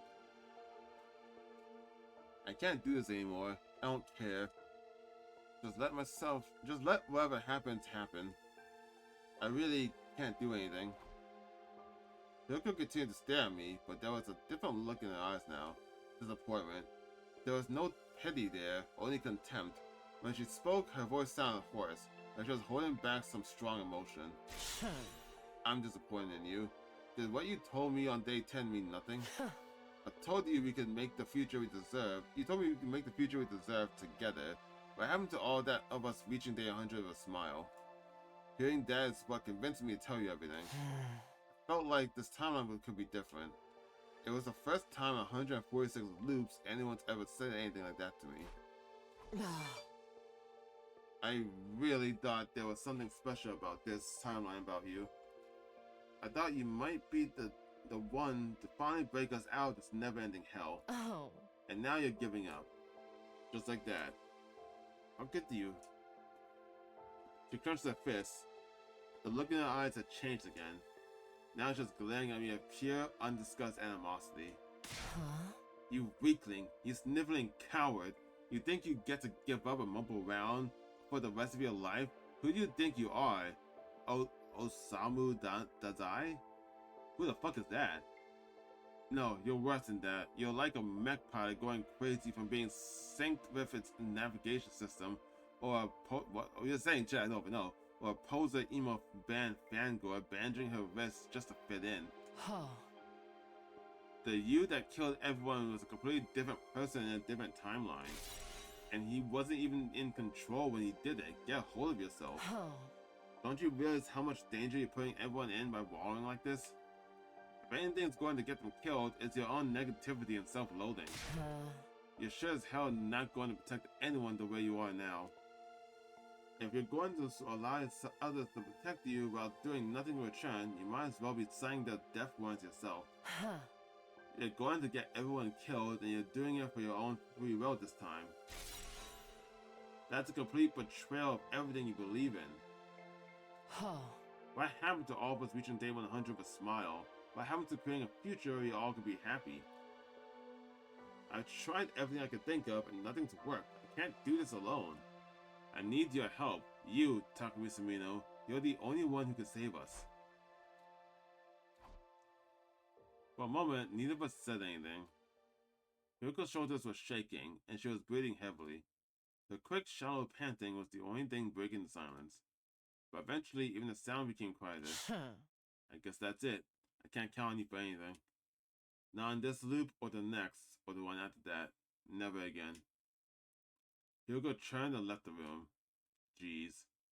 While she was talking, something had started to well up inside me. Now, a wild, raging energy was surging through me. I couldn't let it end like this. I didn't know what I was going to do, but this feeling inside me was getting stronger, and it had to go somewhere. You just kicked the door open?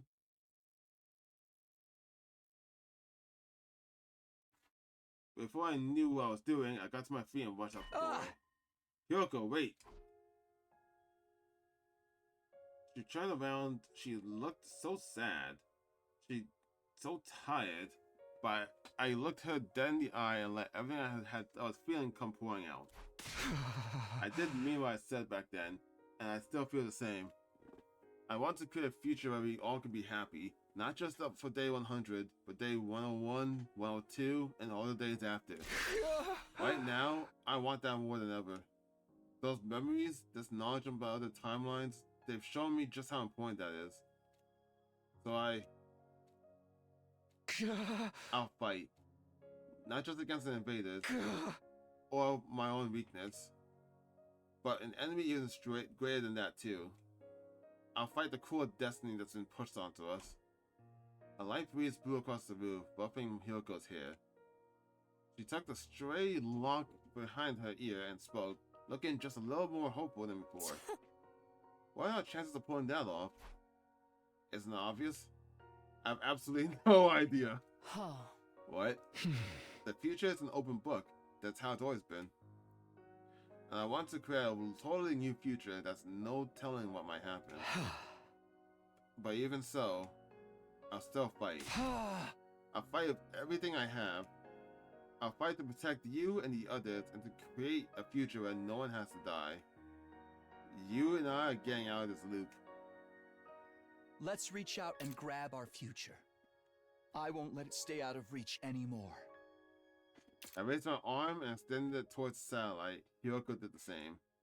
It was still hundreds of thousands of miles away, solemnly shimmering the night sky, but somehow... Just reach out and grab it, huh? Yeah. Both of us? Together? That's right. You really think we can do it? I don't know. But I'll do anything to make it happen. Anything? Yeah. You did say anything. Yeah.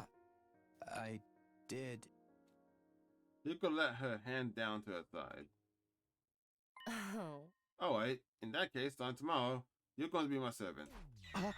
What? You said you'd do anything. Naturally, that includes being my slave, doesn't it?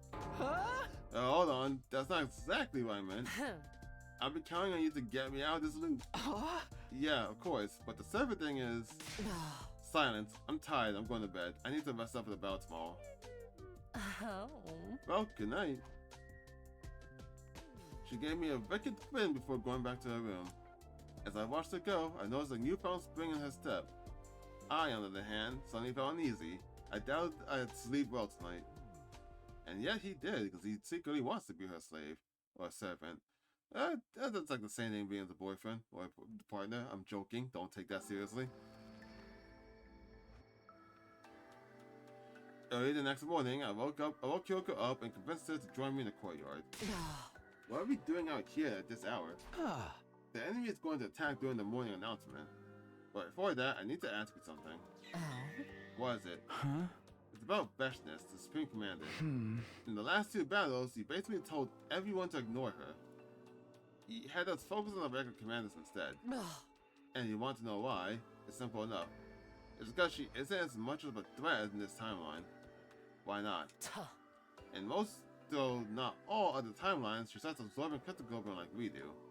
It's a decision she comes to while listening in on our communications in her hoodie guide on day 7. She can do that? She also finds out about you coming from the future from intercepting a conversation between you and Sire. That's when she puts it all together. The reason both sides suddenly got stronger is because of you absorbing so much Cryptoglobin during the first cycle. Knowing that, she decides to do the same, breaking her religion's greatest taboo. But none of that has happened in this timeline, because you didn't mention time travel in the battle of day 7. Not that you would, having decided to keep a secret from everyone. Now, Veshnis doesn't know that you come from the future, or just how much power can be gained by taking it from others. Do you understand what that means? Yeah, she's still following the teachings and not absorbing Cryptoglobin. Not in this timeline, anyway. It did make sense. That must be why she didn't drain Popcorn after we defeated her. But that doesn't mean she's not a threat, at all, right? Of course not.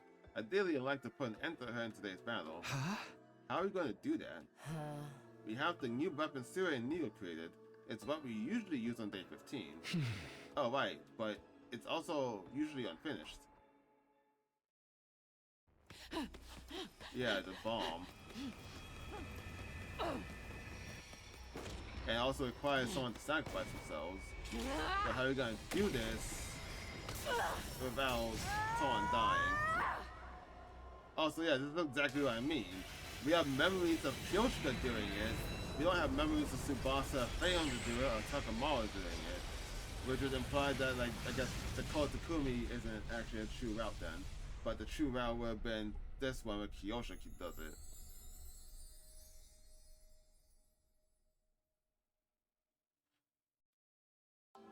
Oh.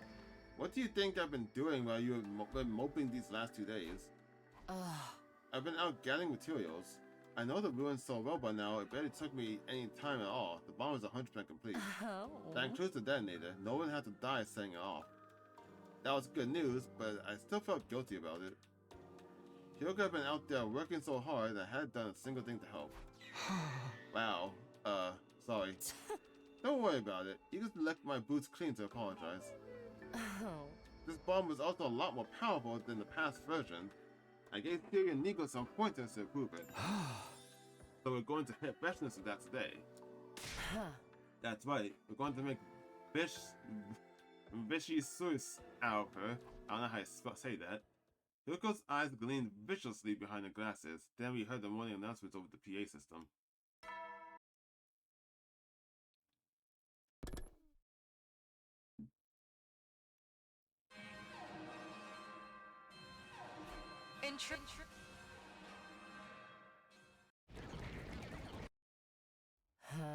final schedule.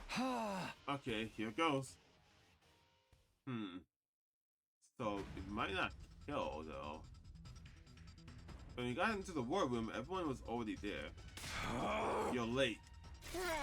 Where have you guys been? I bet they were off making babies somewhere. Not yet. What? Such indecency. You two think of nothing else? Hey! We weren't doing anything like that. Not yet. Didn't Siri and Nico tell us and Rails would attack earlier in the day? My dear brother and I were waiting here for almost an hour before the alarm went off. Well, hey, they're here now. That's what counts. Do we have a real enemy? Siri nodded and pointed to the monitor with a stick. That's Valagarzo. Why do you know that name? and Zanshin, right? They already told them? Apparently the others already know about the commanders we've been facing.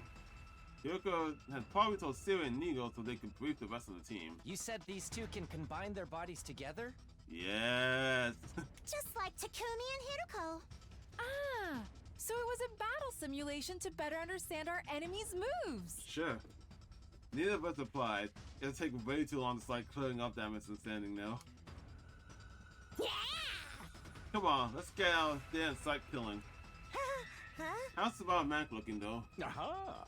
Don't you worry about a thing. It's all fixed up and ready to go. If you die, you'll be brought back as good as new, including all your memories of course.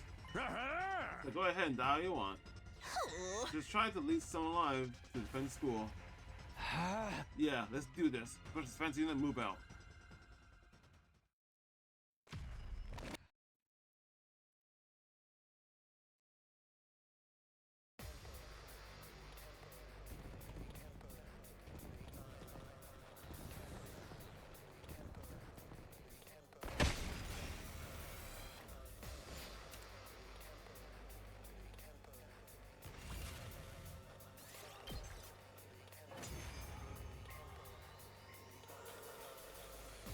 Wow! That wasn't hard at all!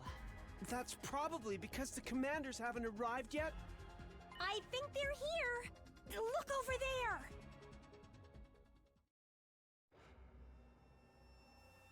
Now you face Valagarzo, the paragon of indomitability.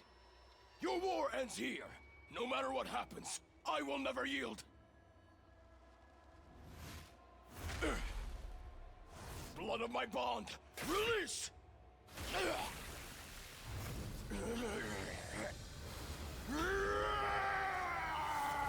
Funny watching this both because I haven't watched it in a long time, and I was wondering something different was going to happen, which I guess not. It's not.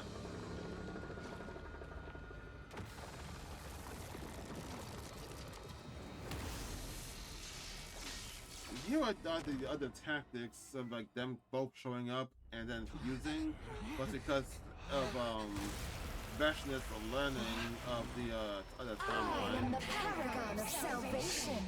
Zanshin. So I'm guessing it's just because they're more powerful now. We know your names already. We've got a neat little intelligence network of our own, you know? You should probably stop talking about that. Everyone seemed pretty confident, but I suddenly remembered how this went for the first time around. I settled up to Hiroko and tried to talk to her about attracting attention. Hey, Yugamu hasn't made his special drug in this timeline, has he? The one he used to defeat Genshin in the first cycle? No, he hasn't. He hasn't extracted any commander DNA to make it with. Why didn't you say anything? We could have used Mervrams before we killed him. Me? Why didn't you say anything? I don't remember anything about the first cycle battle with Genshin. She was right, of course. Hiroko was already dead at that point, killed by Eito. I hadn't thought of taking Dana from Mervum, that was on me. But I never expected we'd have to face Zanshin again as early as day 15. But then they hear, so does it matter? How long has it been since... Oh, right. Almost forgot about the whole combining thing. Being able to merge together like that? Hello? Being able to merge together like that? Is it just me, but... This is just me, but doesn't Gaku right here sound more like Ima and not, you know, Gaku? That's probably because the commanders haven't arrived yet. Being able to merge... I don't know. It sounds like Ima, not Gaku. I'm so freaking jealous! There's Gaku. Of what? It's better if you don't ask, Nozomi. Don't worry, guys. We can still win this, even without the drug. Takumi, shut the fuck up. That... drug? God, Takumi, you're awful keeping secrets. Never mind. Just fight!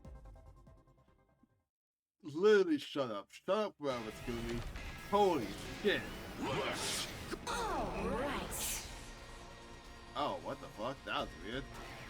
The audio sounded like it cut out there for a second.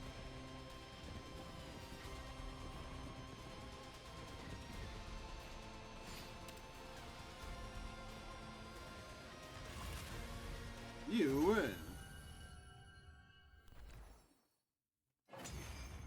And we're gonna absorb them and but just give them both to Hyoko. Max it out next. I'm sorry, my darling. I couldn't protect you. And here I made a vow to keep our family safe. I'm a liar and a fool. Don't say that, my love. You're a hero. You fought valiantly for me. For everyone. My only regret is that our little warrior will be left to fend for himself. I'm kind of wondering who your kid is. He'll be fine. Even if we're not there for him. He's strong. Oh my god. Is the blue warrior they're talking about that kid that's with Ato doing the goodbye Ato bout? The one that's like trying to hide from him that Ato sacrificed himself to protect? Is that their son? Because that's the only other like reference of a child that we see, like we partially see their face. He is your son, after all. Ugh, can you not talk about your kid right now? It's making it really hard for me to work in dirty jokes. At any rate, this means victory's ours. Yes? Yeah, but don't forget what Siri told us. There's gonna be another one. What? Oh yeah, the words were barely out of Mocha's mouth when the other one showed herself. I kind of forgot already. There she was, Supreme Commander Veshness. How disappointing. Valagarzo, Zanshin. I thought you were stronger than this. Or did you lose on purpose, so I could take your prey for myself? As she spoke, a change started to come out over Veshness' body.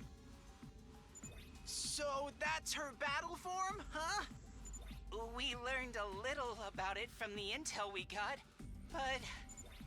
it's still pretty gross looking, isn't it? Yeah, honestly, it's the most badass looking one. Okie dokie! Time to get killing! I guess we're doing this? Wait. There's no need for us to fight her directly. Sirei? Nigo? Is everything ready? You bet! We can fire at any time! Let's fucking go. Get back inside the school! Post haste! It's time to use the new weapon, huh? Wait, new weapon? You never told us nothing about that. Everyone looked confused. Obviously, Siri, Nigo, and Hiroko hadn't felt necessary to tell them about the bomb. There's no time. We'll explain later. Trust me, guys. Just get out of here. The others responded to my order and ran back towards the school. Hiroko and I brought up from the rear. Once we were all inside, I turned back and saw Veshness walking slowly across the battlefield towards us. It was now or never. We're in! Fire when ready! Gotcha! Here we go! The cutscene? Undying flame bomb! Fire! Such a dramatic way to say it. This looks weird about anyone running after it, though.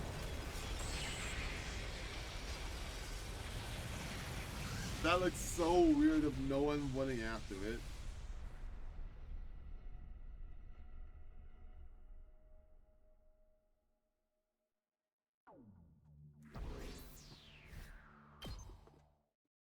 And this won't kill her, but it will knock her out for a while.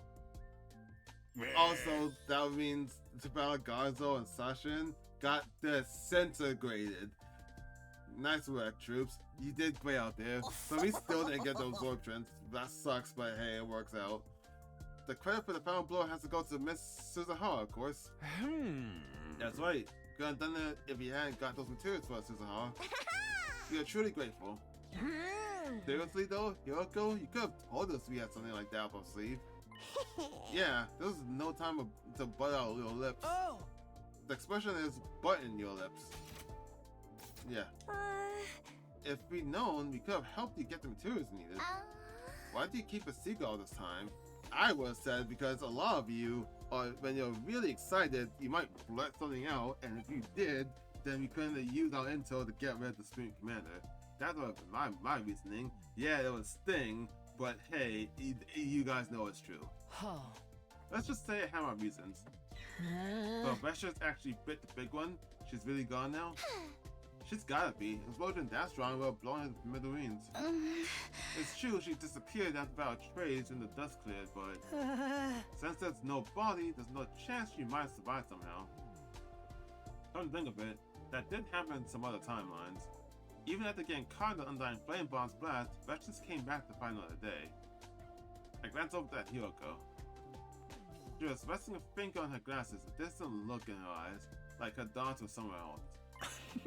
Now you're thinking about what ifs now. I say we enjoy this victory while high while it lasts. I'm down for that. You gotta take our wins where you can. No. Then is it time for the usual? Oh god, not again. I think so. 1, 2.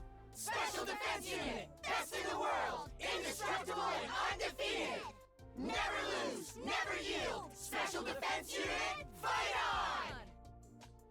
on! This is coming up so much that's making me think that something awful is gonna happen. So are we having a party this time?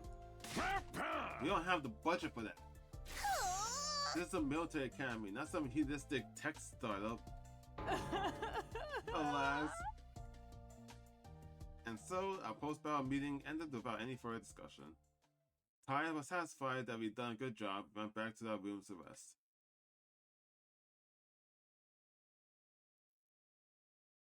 That night, a little while after dinner, I made my way to Hiroko's room. About to make babies. What? My shoes are already clean. I'm not here to lick your boots, Hiroko. What do you want then? My sofa and desk chair aren't broken. I didn't come so you could sit on me, either. I wanted to ask you something. You said you'd be counting on me to get us out of this loop. Let's get into details. What exactly am I going to have to do? Good question. First of all, we need to figure an actual method of leaving the loop. Can we consider that objective for now? If you want, but it's not going to be easy. You can't just try anything that comes to mind and hope it will work. Believe me, I'm speaking from experience. What should we do then? Don't get ahead of yourselves. There's something else we have to do first. Something else. Tomorrow night, we're leaping to this timeline. We're leaping to this timeline. Why? Hiroko took out. Oh, okay.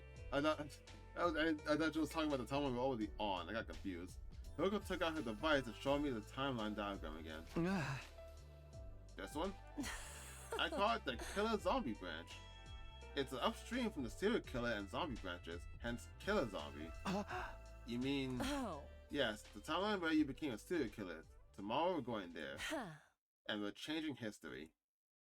Changing history, huh? After breakfast, I head back to my room to think out my next move. Hiroko said we'd get a chance if we'd go change history tonight.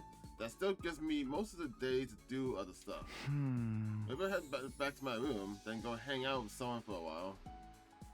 You truly... Yep.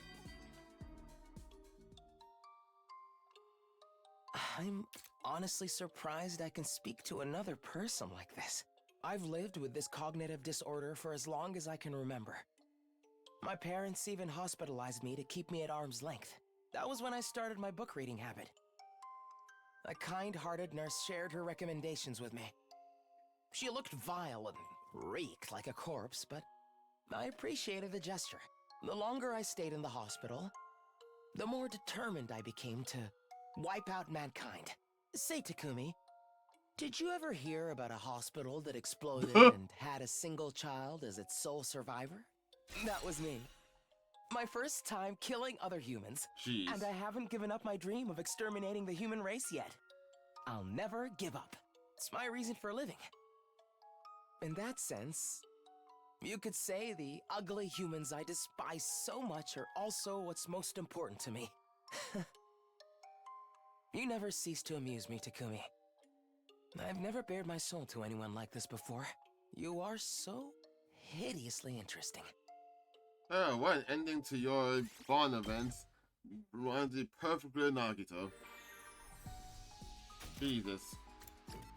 You ever hear about a hospital that blew up and only had one survivor? Who the hell is this fit to the conversation like that? I just sat down.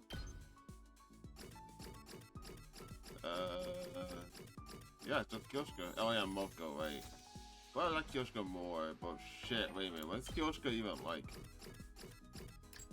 I don't know. Sweet food? Can I hang out with her? No.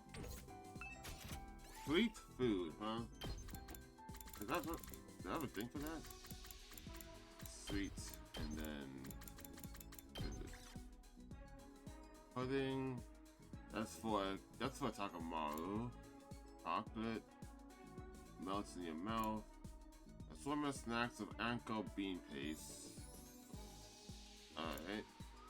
The blend of every seasoning that outright destroys any flavor distinction. Really a seasoning in name only. This is probably for like Kako or Ima. I want to go with Anko snacks just because this sounds Japanese and you are definitely the lead of the group. So you can take this. If not this, it's probably chocolate. It's a 50-50 anyway. You have made my day, Sir Takumi! Am I right to interpret this as a marriage proposal? Damn, if only it was that easy to propose to a girl. Just give her food, like damn. Day turns to night. Taking care not to be spotted, Hyoko and I snuck out to school. So which town are we going to? Making our way along the road that led to the old lab. It was like day 16, but it's not a town that something happened on day 16, but I don't fucking remember. So like, that's not happening. Along the way, Hyoko began speaking. Oh? I discovered the Parallel Leap machine on my 37th loop. Uh-huh. I decided to investigate every corner of this old town and happened upon it by chance. Okay, please explain to me how you discovered this, but yeah, I guess it works. Over the next few loops, I'd go back when my memories returned and try to learn more about it. By the 49th loop, I more or less knew what it could do and how to operate it. Okay, but why is it here though? Who the hell built this? So we still don't know who made it or why it's here. Why were you so determined to figure it out though? Oh? You probably won't believe me. Don't laugh, alright? Okay. I heard a voice while I was sleeping. It said, that machine will be your salvation. Seriously? I'm not gonna. You said you wouldn't laugh. Like, I wouldn't. Takumi's an asshole here. So, it's just, you must have just been hearing things, right? She ignored me and carried on walking. I followed after her at a safe distance, feeling like I just poked a hornet's nest. You sure did. Why the fuck would you laugh about that? I still can't help wondering what that machine's doing here in the first place. Oh? Someone here must have been researching parallel universes. Somebody? Who? Researchers, probably. What researchers? Bro, she doesn't know. I asked that. Yeah, how am I supposed to know? Let's just be grateful we have access to such a useful resource. Come on. Kumi, why are you so dense sometimes, dude? Like the last... Why would you... I'm moving on. This is so fucking dumb. Like the last time Hyoko and I dispelled our class armor once we got inside the lab. We can't wear lab suits and class armor at the same time, right? We went over this before. The leap suits repel our human anima. It's weird that the researchers made them to have that design.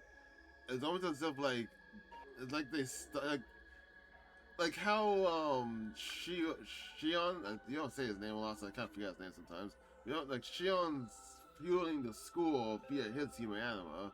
So it makes me feel like there's like another being that's like of the same or similar strength that's being used like internally fuel this building, and like that's why he can travel. They can travel between universes using that person's fuel, and it's just weird.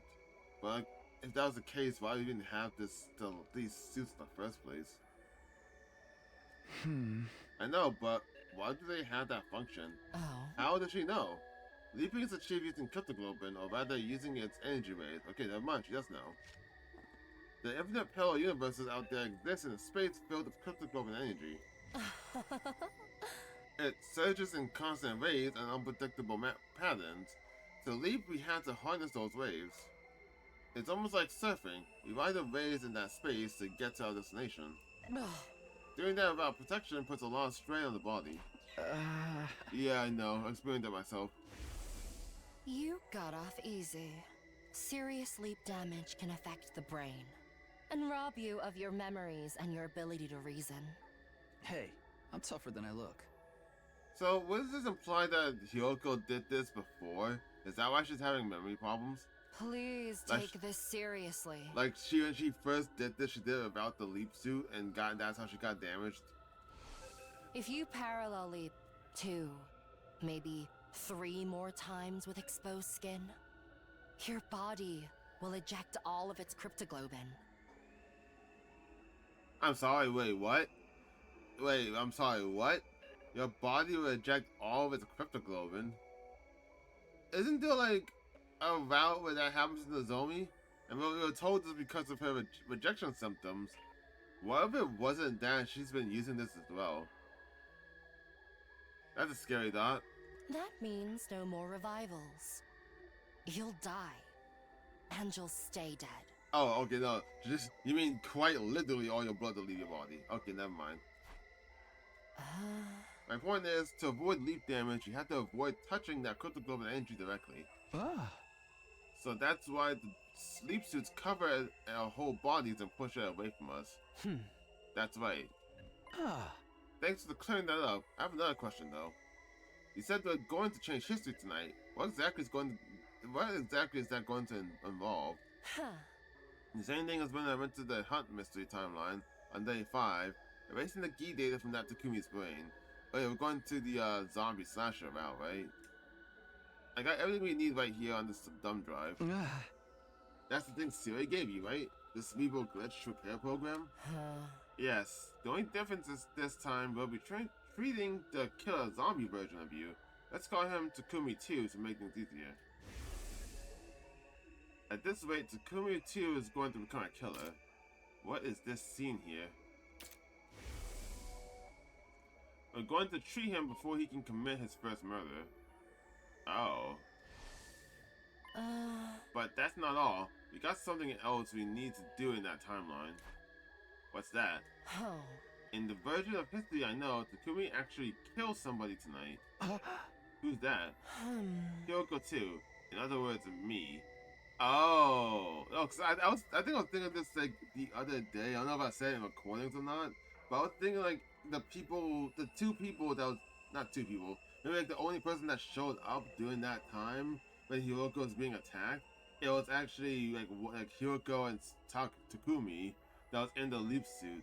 So we actually got in the way and prevented that. And because I was thinking like in that route, if you dodge an attack, you end up getting the guy in the leap suit gets burned up in the flames. So I was like, oh, is that gonna happen right now? What? We had to prevent that murder before we move on to treat him. Oh yeah, so she remembers in that timeline, she remembers getting murdered by Takumi. Huh, I'm about to change that. Hold on a minute, I don't remember any timeline like this. I don't know what to tell you, I'm the one who got killed. I remember it very clearly. Tonight, around 11 p.m., I'll be killed by Takumi 2 in the biolab. Oh. He probably just hasn't recovered those memories yet. Is that why? I guess I did repress a lot of memories of that time. Hey Yoko, what time is it now? She tapped her glasses near the temple before replying. 9:18 p.m. Huh?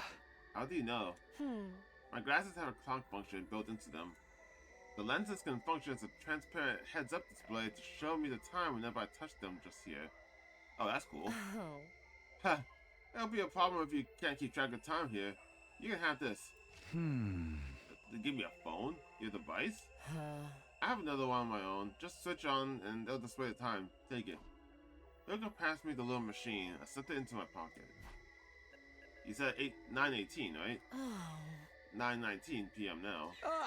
Then you better hurry. Leaping takes you to the same point in time, right? You can't go forward or back. That's true, but we can't go yet. Huh? Why? Remember what I told you about riding the waves of alternate timelines? They're from a space filled with cryptoglobin energy, so let's call them blood space waves. Anyway, we're going to leap when they're at their highest intensity. That's why I likened it to surfing. Sometimes you have to wait for a big wave to come along. But when is that going to be? Take a look at the device I gave you. I took the thing out of my pocket and turned it on. It displays some kind of diagram of the waves along with two times. Between 10:20 p.m. and 1:15 a.m. tonight? Yes, we'll only be able to leap during that time. Huh? But he said Takumi 2 kills Hyoko 2 at 11 p.m. So even if we leave as soon as the window opens, we'll only have 40 minutes. Okay, I'm understanding all this. I'm still trying to think of like doing that time frame. So we play Takumi when we interfere. This is actually getting kind of confusing a little bit. But when one of us interferes, I'm gonna assume it's just Takumi. Actually, no. I think I'll assume it's Hyoko. That Hyoko's interfered and saved Hyoko. But then, after that, I'm pretty sure he chases him down. Does he not? Does he not? Like that. I don't know. Hyoko would chase Takumi down. That goes to the choice of like dodging and then them going into the fire. And then after that, he gets drugged. And I'm guessing that drug, when he inject him, that gets rid of the Gi data. But then that goes into the comedy route. That's how that worked. So, I'm not trying to like get everything in my mind so I can understand how what's happening. But like, if that's true, some of the decisions we made to go back and change events actually leads to other routes, like the comedy route. And that's kind of interesting. But then, while I think that's cool, I'm kind of bothered by this revelation because of the Vetsnong well, in which these two showed up, but they didn't seem to really do anything. They showed up, ran off, we lost them, and then nothing else happened. Did they change anything during that time?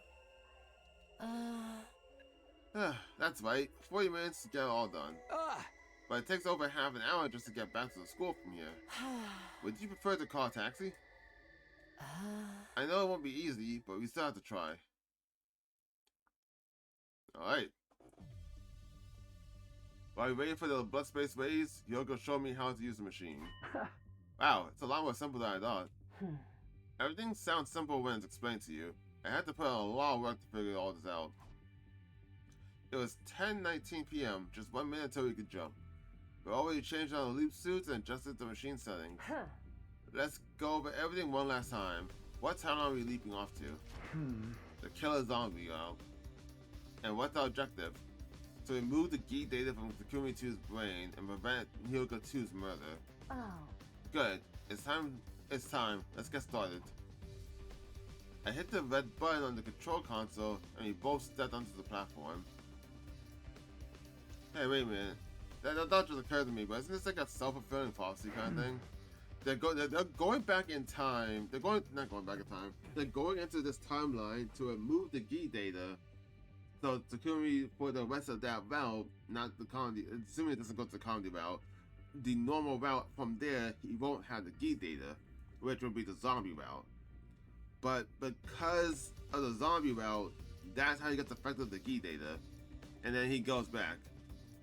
So, aren't we causing the exact situation that leads to him getting infected with the Gi data anyway. So isn't this isn't doing this at all an endless loop? Okay, let's do this.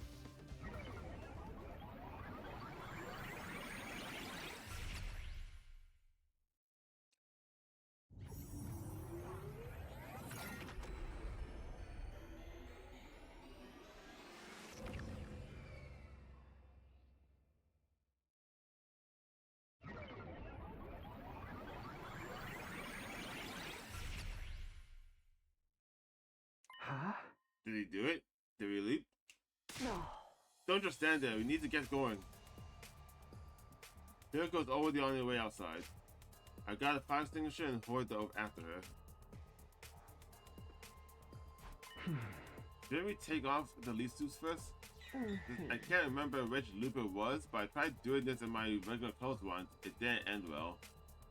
I can't remember which loop it was, but I tried doing this in my regular clothes once and it didn't end well. There's two hero ghosts. This one's a fake. It must be a shapeshifting commander. It catches me and shut me up in a cage in a courtyard from then to day 100. If you want the same thing to happen to you, I won't stop you. No. Now pick up the pace. You know we don't have a lot of time. Hyoko took off running. I did the same, and we started our journey back to the school. Damn, that means that there was a vow where there was just two Hyokos. She's stuck in the cage, and then the people from her own timeline just lost Hyoko. We still had a ways to go, so I decided to ask about something. Hey, can you tell me more about what happened between Hyoko 2 and Takumi 2? It all started around this time, actually. I couldn't sleep, so I decided to take a walk around the school. That's when Takumi 2 attacked me. The Gi data in his brain must have finally taken over. He chased me into the biolab. He was far stronger than he had any right to be. A Gi can draw out superhuman reserves of strength from its host, after all. He slammed my head on the operating table, and while I was still dazed from that, well, you get the idea. I never had a chance to fight back. We'd almost reached the academy. I could see the wall of fire up ahead. Suddenly, Hyoko started to pick something up off the ground. A power saw? Yep. Is that a power saw?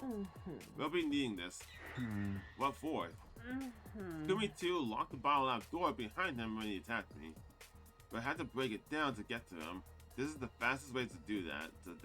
Okay. That explains why they had the power saw. But because... That's why he had the power saw, but... Fucking... Wait, no. I think in one of these... If he doesn't get drugged... If he gets drugged, he gets into the comedy route. But if he doesn't get drugged, he just becomes a serial killer because the Gi data never gets removed. But was the Hiroko at the end of the slasher route when she's interrogating the Gi Takumi? Is that this Hiroko or the other one? Because the Gi Takumi mentioned the visitor interfering, and I think he got tossed into the wall of fire, and Hiroko still actually knew who that was. So would that mean that she knew that visitor was supposed to be Takumi? So is Takumi about to die right now? God, the time travel and this is kind of like time travel, despite the fact that they didn't want to call it that. And I feel like this is just still confusing. There's so much stuff going on here. I'm starting to get a bad feeling about this. Hold on, I seen that power saw kill our friends in this timeline. By taking that into school, you're putting them all in danger. That won't happen. We're going to kill Takumi 2 after all. But what if we mess it up? We won't. How can you be so sure? Enough talk. You're my servant, aren't you? You said you'd do anything to help, didn't you? I guess, but... Then don't talk back. Just do as you're told. Hyoko took out towards the wall, power saw in hand. I followed a few steps behind, trying to keep down the panic rising in my chest.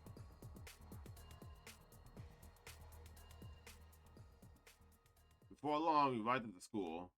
I checked the time. It was displayed in the corner of the little window in the front of my helmet. 10:56 p.m. We only got 4 minutes. We had to hurry.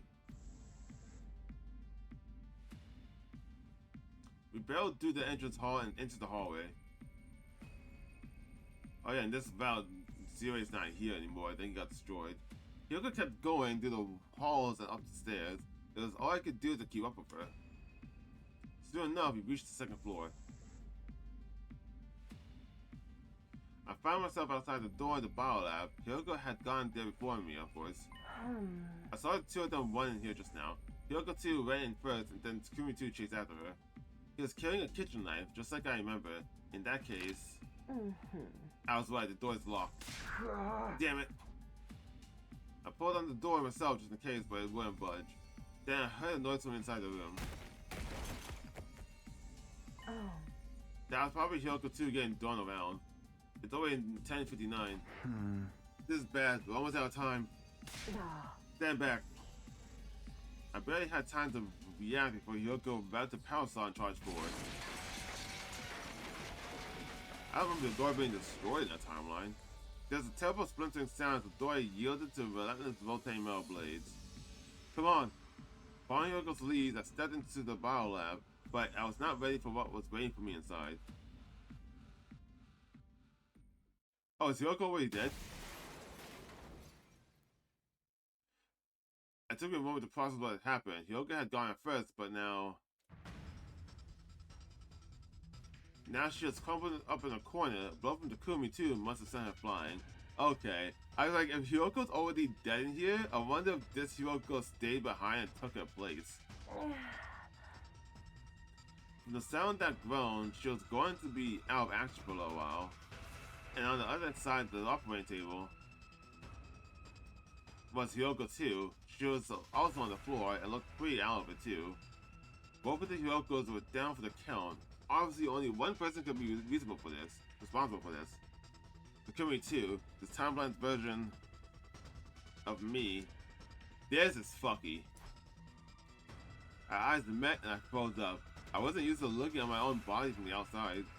It was such a surreal experience. I just stood there, forgetting even to breathe. But it wasn't long until time started to flow again, and I was dragged back to reality. Takumi 2 raised his kitchen knife and dashed towards me. Hyoko said the leap suit to repel human anima, but not a knife.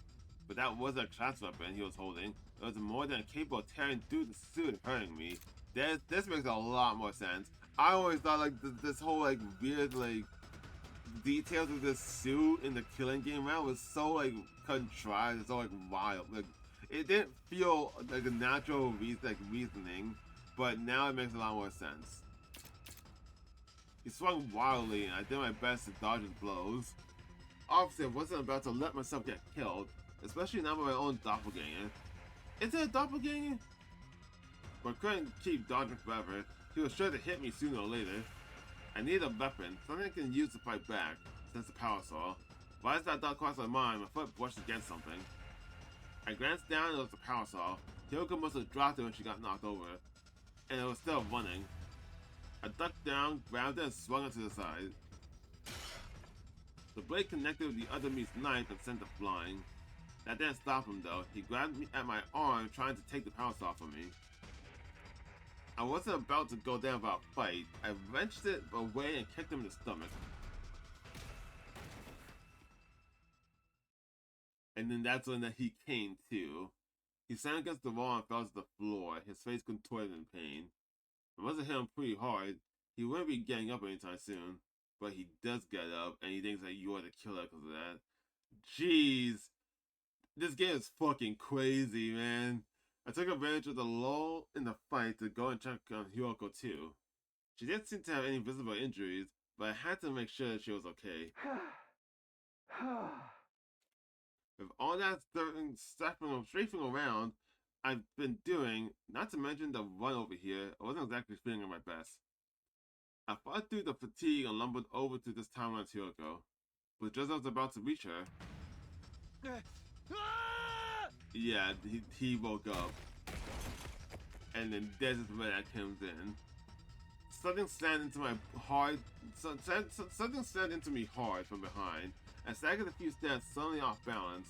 Takumi 2 saw its opening and took it. As the two of us grappled, we found ourselves near the window, and then This is fucking crazy doing this from his perspective. Next thing I knew, I was in the air with Takumi too still clinging on to me. He must have tackled me with so much force that sent us right through the window. Clouds of glass were all around us, sparkling in the night air. For one weird disconnected moment, it actually looked kind of beautiful. But then the laws of physics kicked in and we were falling, walking towards the ground faster than either of us could deal with. Ooh, that didn't sound good. But at least it must have provided some protection, because falling from the second floor didn't hurt nearly as much as it should have. I saw the parasol lying to my side. I grabbed it and got to my feet, looking around for Takumi too. He was standing nearby, maybe 30 feet away. It looked like he had just gotten to his feet. He was still swaying unsteadily. Well, I prevented Hyoko 2's murder. That's just one thing. There's just left one thing still to do in this timeline. We had to treat Takumi too. I couldn't let him get away now. Oh, that's why he was chasing him. But he kept the parasol for protection because he thinks he's still possessed by a Gi. I tied my glove on the parasol and ran towards him. My double saw me coming and ran. Oh god, you better get tossed in the fire. I stayed on his tail and eventually caught him right in front of the wall of fire. I raised my parasol and revved it. In the light of undying flames, the blade glinted ominously. I can see why, well, the dodging it was. I see why dodging does lead to the comedy route now.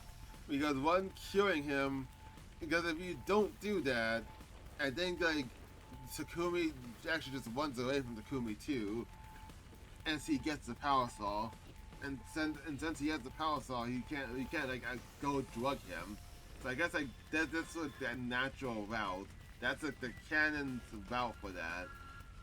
So we probably just go back, mission failed, and then the events continue like normal, or until like later on we can cure it, and then he gets possessed again by the end of the route. But if he dodges, Takumi goes into the wall of fire, he burns to death, Hyoko drugs him, he's cured, and then the route changes entirely because the zombie route doesn't happen anymore. The Gis are gone, so all that doesn't happen, and Hyoko goes back to her own timeline with Takumi just dead. So that's a non-canon route. That's why it's so fucking random. God, this game's amazing.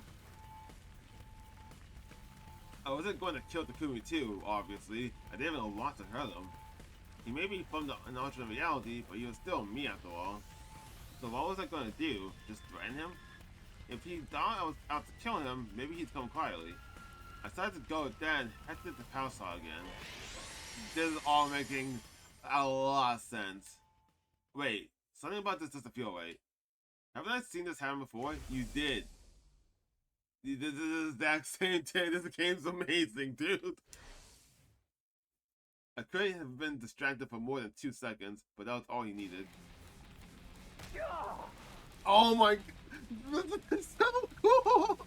So he takes the decision to kick him to make him unbalanced so he can take the parasol off. And so he got the opportunity because Takumi was distracted remembering this exact moment. That's why that moment comes in. God, this game is so cool. Pain flashed across my leather leg and my view started to tilt to the side. As the top was over, everything seemed to slow down. I found myself thinking, I should have seen this coming. Yeah, you should have seen this coming, you did this. Then my downward movement came to an abrupt stop. I felt my head slam against the cold, hard ground. Even with my helmet on, it was a real shock to the system. I was majorly disoriented. I could barely string 2 coherent dots together, let alone come up with a plan to fight back. Though, due to instincts more than anything else, I managed to stagger back to my feet.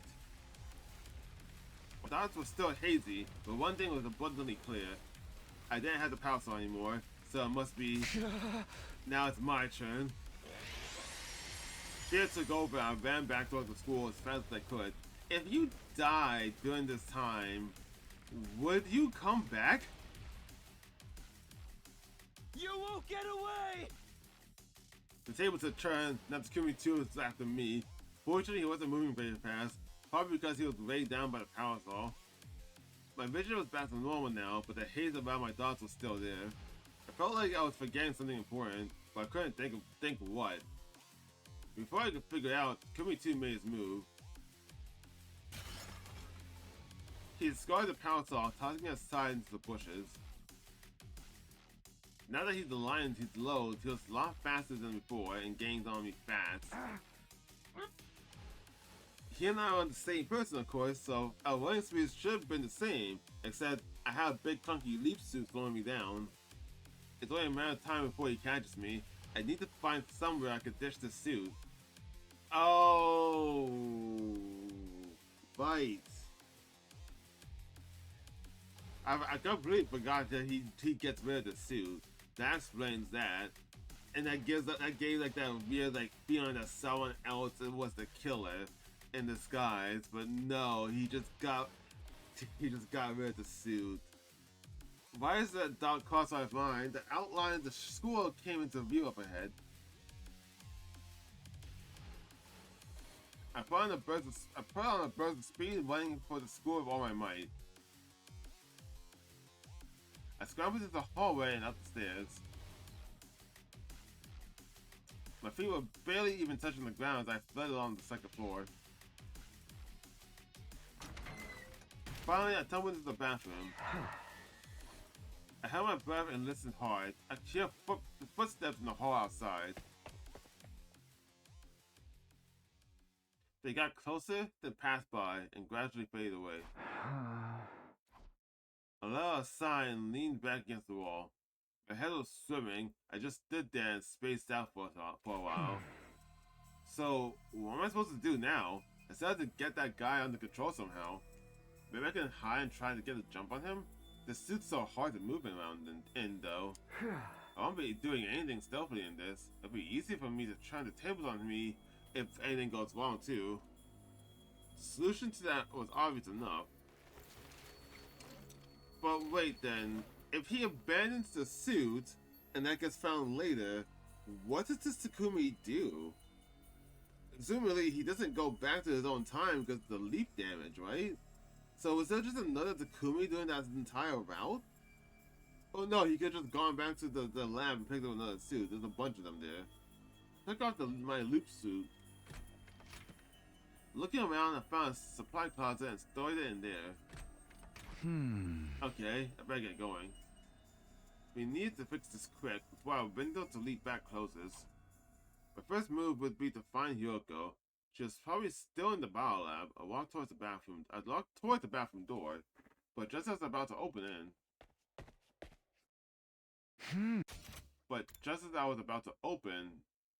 I guess it's supposed to open it, not open in. Could they have hidden the bathroom? Guess I better check. Darn it, why do you have to pick now to think about looking in here? I looked around for an escape. There's no point in hiding in one of the stalls. I'll get found out right away. In that case, there's only one way out. I ran to the window and opened it. I jumped out with all my energy I could muster, but something went wrong. Maybe it was the fatigue setting in, but I couldn't control my posture like I wanted to. I fell. Flat on my back, my head hit on the ground with a sickening crunch. I really done it this time. My consciousness is leaving me like smoke blown away in a strong breeze. Right before it all went dark, I was aware of footsteps nearby and somebody saying something. Takumi, are you okay? Hold on. Stay with me. That was when my memory cut out for that day. The next thing I knew, my mind melted away into chaos and confusion. Damn, if only that Takumi actually looked out the window. But damn, because of all of that caused the rest of Sasha about to happen. And all of the weird situations, the leap suit being there, all that shit got fucked up because Takumi remembered everything that he was about to do and got distracted. This game is crazy. This route is crazy.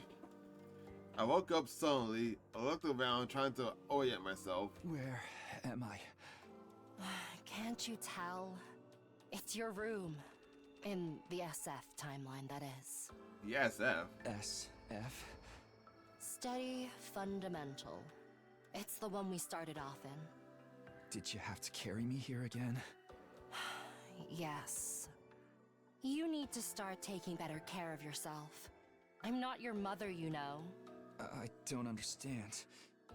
It's like when a child falls asleep in front of the TV, and their mother picks them up and puts them to bed. I've basically done the same for you. Several times now. Huh. When you put it like that, I just feel kind of guilty. I shit uncomfortably and sat up in bed. What happened after I blacked out? Oh? Don't worry about it. We fulfilled both of our goals. Did you do it? Well, no, you're lying. You couldn't have done it. Because he still has the key data inside him. That's how the route continues.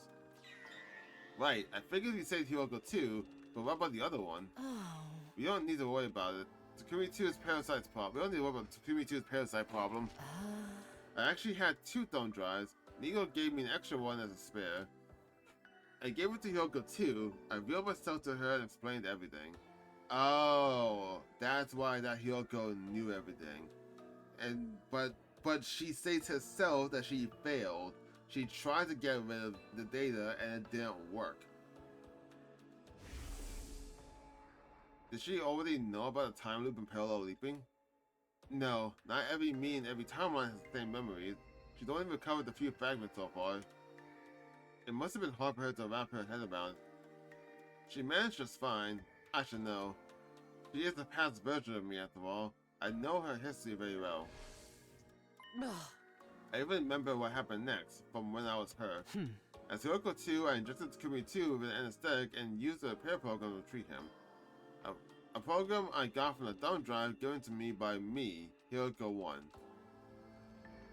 But it doesn't work. She states before it doesn't work before, cuts him open and all that stuff. Thought the key is gone, and just didn't work every time, and then she's like, I'll figure out how to do something on the 100th day. That was all well and good, but she hadn't seen it for herself this time. That made me uneasy. I took out the device Hyogo had given me. When's the next time the blood space waves surge?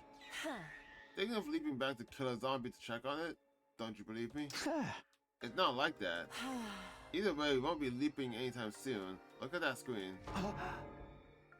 1 to 5 p.m. on day 20?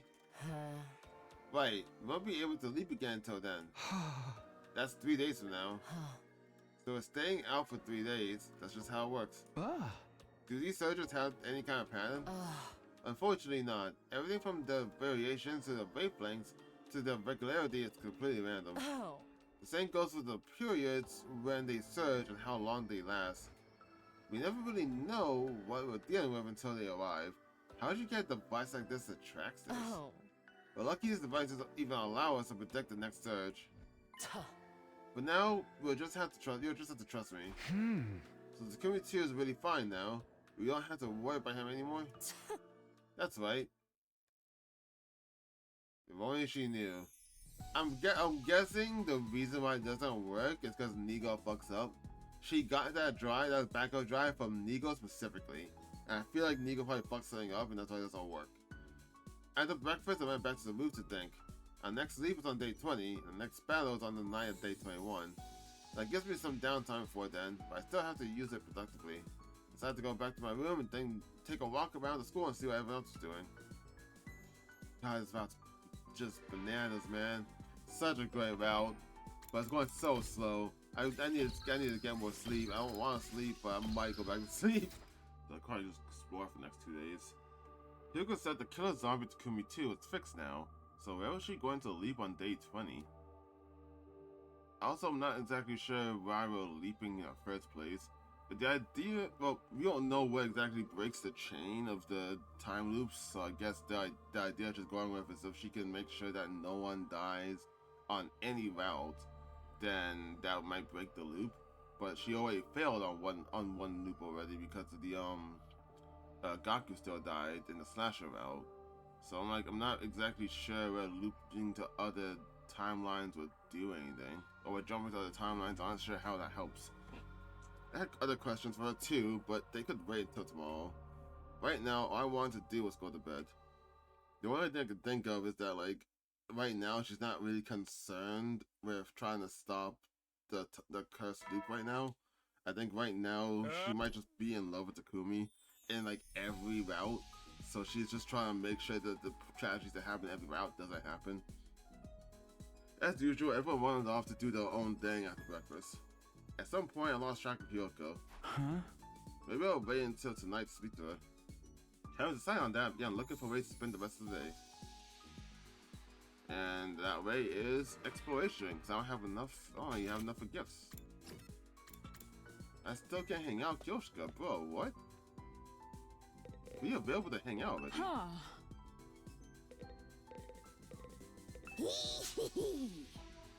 Oh, wait, we read this up before. Oh, Yoko's just straight up gone. Move out! Where did she go then? Why did you ask me to come all the way out here? Sorry, I wanted to make sure you wouldn't be interrupted. But I didn't even bring my riding crop. I didn't call you out here so you can give me a secret spanking. You want me to step on you then? What's up with you, say? No, not that either. So what do you want? It's about leaping. I was worried someone might overhear us if we were talking in our rooms. Like how you end up following me and poking your nose where it didn't belong. I nodded. What did you want to ask? First of all, the blood space waves are going to surge on day 20. What timeline are you going to jump to? You really want to know? Yeah. Can I drip molten candle wax on your cowlick? What? Hey! Why would you want to do that? Oh. I want to see what it looks like slipped down. What? Oh. I'm actually still thinking about which timeline to visit next. I'll let you know when I come to a decision. We switched to a new location before continuing our conversation. Huh? 2 days ago, you said the Parallel Leap machine was made by some kind of researchers, right? I don't know that for sure, it's just speculation. That's fine, let's assume it's true. But which side were those researchers on? Were they human or invaders? There's really no way to tell. From the look at the lab building, it doesn't seem to have any government or military connection. Probably invaders. I'm just not sure what they were planning to do with it. Perhaps they were part of a smaller organization or built it in secret as part of some private endeavor. I mean, think about it. No matter who built it, that machine could provide a huge advantage to the war effort. It could. My problem with the existence of this machine is that it exists in every conceivable timeline. Like, at least, presumably, anywhere we go to leap, there's another machine there to take us back. Which means, like, what do you call it? The multiverse theory, your choices, every choice you make will create another timeline in which you chose something else. That's the basic idea of it. But because this exists in every single timeline, then there was a group of researchers who all decided to always make this thing on all times. It just seems weird. They make the building and the machine have spare suits for people who come by. It feels like a Rick and Morty kind of thing. Like every single Rick decided to make a clone that anyone could just jump into and they die. Like, why would you even do that? No matter who built it, the machine could provide a huge advantage to the war effort. I think I said that already. So the fact that no one's used it means neither side knows it exists. But how do you know that no one's used it, though? Someone must have used it, but for what reason would that be? That's what I think, anyway. Neither Veshnas nor Sire or Inigo have ever mentioned parallel leaping either. Not ever. No, not in any timeline I've seen in any of my 146 loops. In 146 loops, not one of them has ever mentioned it? Who the fuck made this? Was it the Gi? Did the Gi possess people to make this? Like, why would they need to do that? We moved again, a new location, a new question. So, about our most recent leap, our objective was to change history by saving Hiyoko 2 and stopping Takumi 2 from becoming a serial killer. Did they really achieve that, though? Of course, Hiyoko 2 is still alive, Takumi 2 was successfully treated. What are you so worried about? It's just, isn't there a timeline out there where we didn't succeed? Huh. Naturally, there are infinite possibilities out there in the blood space realm. But if that's the case, is it even accurate to say we changed history? Isn't it more like we created a new timeline, kind of like laying down new train rails to replace old ones? See, this is what I was talking about the last recording. That like, if we failed, we end up, if we failed and then directly succeed, like, Takumi goes in the fire, he burns, Hiyoko shows up, drugs Takumi too to get rid of the key data. That creates the comedy round. So it's not like we're not like, we're just creating a new timeline, basically. So if the timeline split didn't occur from our decision, then that would mean that we failed. Oh. Yes, but what of it? I'm just wondering if there's any point in it. The old rails still exist, so have we really fixed anything? Trust me, there's definitely a point. Why? Oh. Let's say there's a train that's destined to constantly run through a fiery hellscape. The passengers inside will be forced to endure constant pain and suffering. Now imagine we laid down a new set of rails branching off from that line. One version of the train now gets to enjoy a safe, comfortable journey. Of course, one of them is still destined to burn in hellfire, there's no changing that. But it's better than if we never add that second line at all. At least this gives the passengers a 1 in 2 chance of happiness. I think I get what she means, but still. I'm still having trouble coming to terms with it. What's the problem? Are you even laying down new rails at all? Oh. What do you mean? When we left 2 days ago, things played out in the Killer Zombie timeline exactly like I remembered when I was Takumi 2. The only difference was I was seeing them from the steady fundamental perspective as Takumi 1. The person who attacked me with the power saw when I was Takumi 2, it was actually me, Takumi 1. Fucking wild still. It took me a while to notice what was happening, and I still don't understand it. Without even meaning to, I ended up making history repeat itself. Almost like I was on rails going along with a predetermined route. Yeah, see, this is the thing I'm not even sure how they're going with. Because if they never came back, that there's a whole different timeline that we never experienced, that only Hiyoko 2 experienced, or at least that Hiyoko 1 experienced as Hiyoko 2. She experienced that route up until she died, and then we both don't know what happened after that. We could just be assuming that Takumi 2 murdered everyone eventually. But us doing this creates the timeline that we did, and there was still a serial killer, because Takumi 2 still had the key data inside him. So we didn't change anything, we just continued the same route. It makes me feel like Destiny is controlling us or something. And I got to thinking, what if history refuses to change? What if our actions don't create new timelines after all? I already told you, Hiyoko 2 is alive, Takumi 2 has been treated. That's something that wouldn't have happened without our intervention. We definitely created a new timeline. But the fact that history seems to repeat itself for you is probably just leap damage. What? Remember what I told you? Leap damage can affect your memories and your ability to reason if it reaches your brain. Yeah, I can understand that logic. My issue with that is that you would have to know that somehow. And if she would have to know this somehow, I'm going to assume she knows this from experience. So how do I know that the leap damage that you must have experienced isn't affecting your brain to get to this conclusion? Obviously I haven't made my point clearly enough.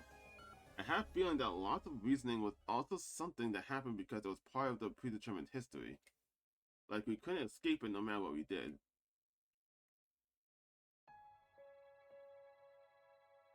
Hiyoko and I finished talking and went back to the roof. Oh? You look like you're still having doubts. I'm telling you, it's nothing to worry about. We're creating new timelines, and it's changing things for the better. If we weren't, there'll be no point in anything we do here in this timeline. Oh. And don't forget your promise. I'll build us a future where we will all be happy. That's what you said. I mean, at the end of the day, technically, if doing this does break the loop, these two can just go to that dimension or that timeline. Well, you could probably bring everyone to go to that timeline. There'll be two of everyone in that timeline, sure, but everyone could be happy there. So that's still a thing. Oh. We basically all just gotta hijack the train that's on this new rails that leads to a happy ending. Does that help? Are you going to sleep better tonight? I don't know. I'll go get some medicine to help you sleep. Take it and go to bed, and forget all about the state's groundless worries, understand? Just before I could respond, as usual. After that, I took the sleeping medicine that Hyoko brought me and sank into a deep, dreamless sleep.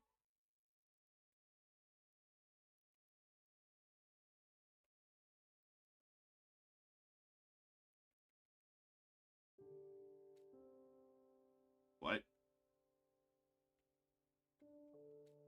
Damn, that drug knocked him out for a whole ass day. I jolted awake suddenly. Judging by the sky outside, it was already nighttime. I practically slept the whole day away. The sleeping medicine has done its job. Anyway, that's some strong stuff. Really, my face is really hurt now. I had no idea what could have caused that. But with my sore cheeks, I looked at the clock. It was 7:15 p.m. At this time of day, there might still be people in the cafeteria having dinner. Okay, I'll go check it out. Alright. Hey there, Sumino. You're finally awake, huh? Right. Man, I still can't stop thinking about what we just saw. It was awesome. I know, right? So much fun. Oh my gosh, is this the fucking day that Nigo does his talent show that we still missed? Huh? What are you guys talking about? Yeah, Nigo's hidden talent, man. It was some next level shit. God damn it. Are you serious? Is there not a single time we get to see what this is?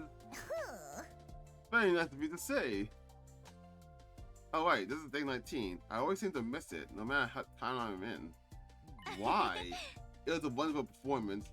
Oh my god, and this time we didn't go exploring. That's usually what happens after you miss it. So everyone but Takumi sees this now. I'm mad. Indeed, it was truly high-class entertainment. I also inspired I practically ascended to a higher plane of consciousness. Isn't that right, Sister Dearest? These 6 hours went by in a flash. We did try waking you up, Takumi. Oh, that's why his cheeks hurt. But no matter how hard I slapped you, it never did any good. So that's why my cheeks hurt so much. Well, that's too bad for you. Nigo, could you do it one more time for Takumi? I'm sorry, but each of my shows is absolutely unique. No recordings, no repeats, no exceptions. I looked over at Hyoko, I was met, and she joined the conversation. You missed out on an opportunity of a lifetime. Apparently, I was the only one who missed it this time, too. This was so unfair. I grabbed my teeth and glared daggers at Hyoko. She just laughed. She was enjoying this all at once. Her offering to help me sleep made a whole lot of so much sense. Oh, she did this on purpose. You fucker. At the dinner, I ran to the war room as fast as I could. Sarah and Nigo were there waiting for me. And that's a difference. Why are you looking like that? You look like a meme, like a bad meme drawing here. I don't know why. I don't like her side eye there. I checked with Nigo and made a sincere, heartfelt entreaty. Please, just this once. I don't need a full 6-hour show. 5 minutes will be enough. Sorry, old boy, but like I said, I never appear perfect. Can't you make an exception? Give up, Sumino. Oh, come on. You two always do whatever Hyoko says. I'm afraid I don't follow. The Cerebral Glitch Repair Program, you gave that to her when she asked for it, right? Yeah, well, this is how said she really needed it. And that was enough for you to hand it over? Nah, of course not. All this was on day 4, right? This is how it came to us and told us about the time loop. She even told us top secret intel only Nigo and I should know about. Oh. That's what convinced me she was telling the truth. And that's when she made us an offer we couldn't refuse. I know which days the enemy attacks will happen. I'll share this information with you, but you have to do as I say in return. I mean, who's gonna turn down a deal like that? Fair. Her ultimate goal is for all of you to survive through to day 100. In other words, she wants to win the war just like we do. Technically, no. We can try to survive day 100 without even participating in this war. Her interests and ours match up, so it only seemed natural that we agree to work together. Hence, why I gave her the thumb drive. Do you feel the same, Nigo? You mean, is that why I comply with Mrs. Zahal's request? I nodded. It not just occurred to me, it not just occurred to me that even when you get drained of human anima, she still leaps back. Like, I had the thought of, like, what if you trying to convince the invaders, like, to side with them in exchange for them not killing you, but they'll probably just still kill and drain you in response. And then it occurred to me that Hiyoko died, her first death was being drained of human anima, but she was still able to leap to other timelines despite that. So even because she said at some point that the leap damage, if you take too much, all your blood leaves your body, you can't revive, and you'll be dead forever. But that can't be true, because you'll still leap. Both of them will still leap, because there's still timelines that Takumi has blood drained, he still leaped, and again her first death, she still leaped. So having a blood drain doesn't stop that. What the fuck is causing this? Not exactly. More that I feel indebted to her. She went to the trouble of forcing me away from second to last Fence Academy on day 6 as well. If I stayed there, I'd surely be a pile of lifeless scrap by now. I'd have been obliged to self-destruct at some point, and, well, I'm just so grateful that it didn't have to come to that. I didn't give up. I begged Nigo to show me his hidden talent for a while after that, but my pleas found deaf ears, and I had to leave disappointed.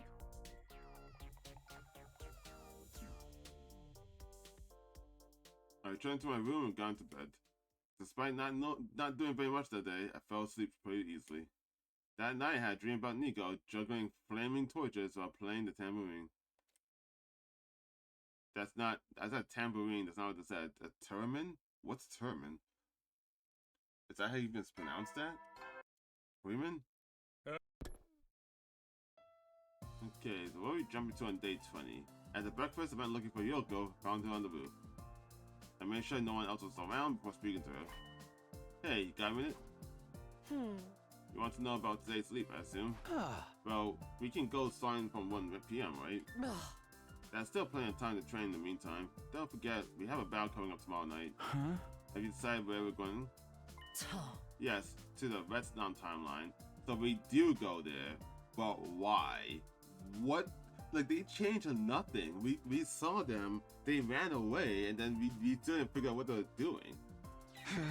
Retsnam. I suppose you don't know about that one, or you just haven't remembered it yet. I do. That was the first timeline I did. In that timeline, you and Darumi are raising a strange creature called Retsnam. Okay, but why are you leaping there? To find someone, specifically a mysterious old person. The old man? That old man showed up like twice. He showed up in the Retsnam well, and I freaked out because Darumi and Takumi didn't respond to him. Like, they didn't ask like why are you here? Why is there another human here? They kind of just treated it like whatever. And then the Box of Blessings bell, which again, no one asked like why is there an old person here? For some reason, he only appears in certain timelines. He won't find him here in the Day Fundamental branch, no matter how hard we look. Wait, what? How do you know he won't be on his timeline? Also, yeah, that's what I'm just saying that he's also only saw him in Retsnam and in the Box of Blessings routes.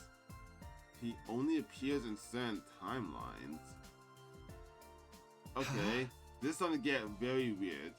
But he's there in the Retsnam timeline? I think so. I met him there once before. I was exploring the ruins and found him standing outside a cave, then he said something. It looks to me like you're caught in the cursed timeline, the cursed cycle. What the fuck? I can only vaguely remember, but that phrase sounded familiar to me too. Did he say that in the Retsnam route? No fucking way he said that. It looks like you're caught in a cursed cycle? I haven't recovered my memories at that point, so I didn't recognize the significance of what he said. But I do now. When he spoke about a cursed cycle, he was referring to the time loop. So whoever this guy is, he knows about the loop? He could just tell from looking? What the fuck is this well? I'm losing my mind just when these questions are coming in. Yes, and there's a chance he also knows how to leave it.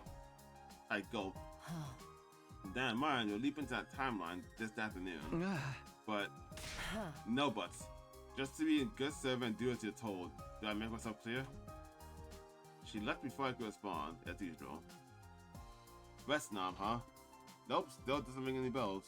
But if this strange old man could tell us how to escape the loop, that would be a big step forward. My heart beat faster just as the thought of it. Sorry, my mind flickered. Heartbeat faster, just thought of it.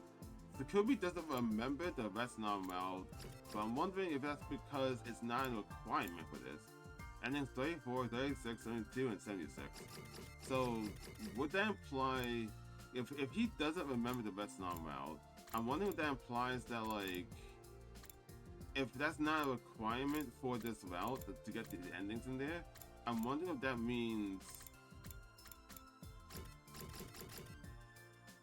in 4950. Yeah, I'm wondering if that means like he hasn't done that route yet. So maybe that's why he doesn't have memories of it. I have to wait until the afternoon for the main event. I started the first part of the day free. I decided to go see if I can find a way to use my time productively. But I won't be able to go exploring because that takes up all day. But I don't know if I have enough materials to make anything.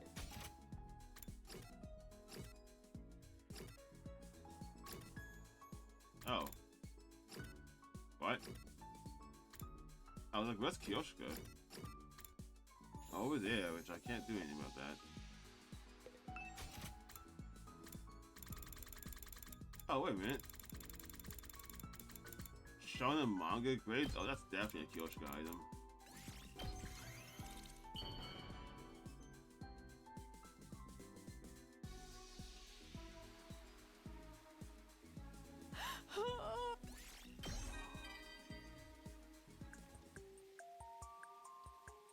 Let us speak of great things today, Sir Takumi. Do you wish to know the type of swords person I aspire to become? It is my cherished goal to become the world's best, nay, history's greatest swordswoman with my holy Jumanji sword at my side. How do I tend to achieve that? Not simply by tallying up victories and defeats, but by wielding my blade of justice for the weak and becoming a force for peace in the world. Hence, the current situation is the chance of a lifetime for me. When I banish evil in this war and leave behind a record of my glorious deeds, someone will surely turn it into manga. And then, in time, an anime studio will pick it up. I shall become a swordswoman whose story will live on forevermore. With that in mind, I've already shortlisted the names of potential voice actors. Alright, that's interesting. 12:59 p.m. We set up in the machine and had our leap suits on ready. Now we just had to wait. When it was almost time, Hyoko spoke up suddenly. Oh. Let's do the recap before we leave. Like last time, which timeline are we leaping to? The Rest Nom timeline. Huh? And what's our objective? To find the old man and ask him about the cursed cycle. Good. I'm glad you have a grasp on the basics. The moment she finished speaking, I saw the time change to 1 p.m. in the corner of my eye. You want us to get going? Hyoko pressed the red button and the two of us stepped onto the brown platform. No. Yeah, let's do this.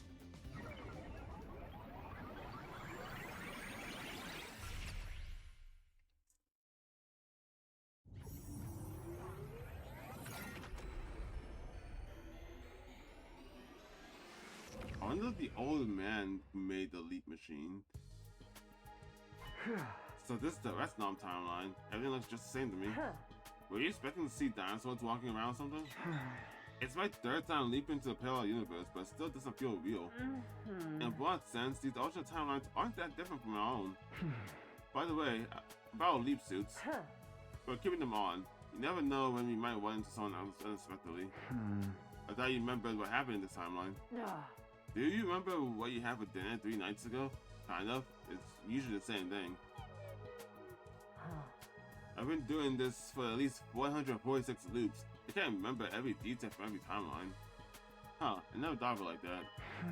So, where do we find this old man we're looking for? Like I said, I found him outside a cave the first time. I don't know if he'll be there now, but it's worth a try. Okay, let's go check it out. Yeah, we got one to Takumi and Darumi too. Yeah, but we found that we ran into us in this fucking neighborhood, and I was losing my shit when I saw them. Like, what is going on here? I don't see any caves around here. How much farther is it? What, do you have a problem with walking? No, I was just asking. Then stop flapping a gun and start moving your feet. Or curl up in a ball like an armadillo and I'll kick you all the way there. Pardon me for breathing. It is Hiyoko said, the part about staying quiet and walking, that is. You made our way through the ruined town, but just as I was turning a corner, you ran into us. Yeah. Fucking, I was shocked too. Like, whoa, what? Yeah, I was like, what? Oh shit. The frog. A strangled claw escaped my mouth. I tried to smother it, but it was too late. There was really only one thing I could think about now, getting away from here, and fast. I looked at Hiyoko and saw her helmet move up and down. I nodded, that was our signal. We turned away and began sprinting as fast as we could. Hey, wait! Who the heck are you guys? For real. The other two chased after us, we had to shake them off. We did everything we could to get away, turning corners, ducking down side streets, and cutting through abandoned houses. After running around like that for a while, it finally seemed safe again. There was no sign of our pursuers, so we stopped to catch our breath. Who was that back there? What do you mean, who was that? Takumi 3 and Darumi 3. Do you really need to ask? It was this Taiwan's version of Darumi and you. But it's not like in the Killer Zombie branch. I don't remember anything like this happening before. I can think of two possible explanations for that. Either you have experienced it but don't remember, or you're going to experience it at some point in the future. That's what I was just saying. That like he hasn't done the route yet. That's the implication here. Since he didn't need the endings for those routes for this story log, I think the implication is that he just doesn't have the memories of it. In the future, no, that can't be right. I'm determined not to go through this loop again. This will be the last time I experience these 100 days, so there's no way I'm seeing something that I haven't lived through yet. At least we got away from them. If they'd gotten a hold of us and taken us off our suits, we'd really be in trouble. Yeah, I don't want to have to end up finding myself again. They're probably still nearby. We should get moving before they find us.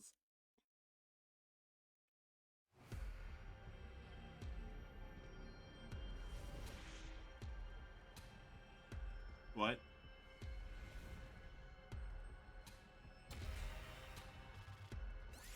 Okay, I get the idea that we're technically searching, but like, what were we gonna do if we got into a battle? What, we take out the leaf suits, fight, and then put the leaf suits back on?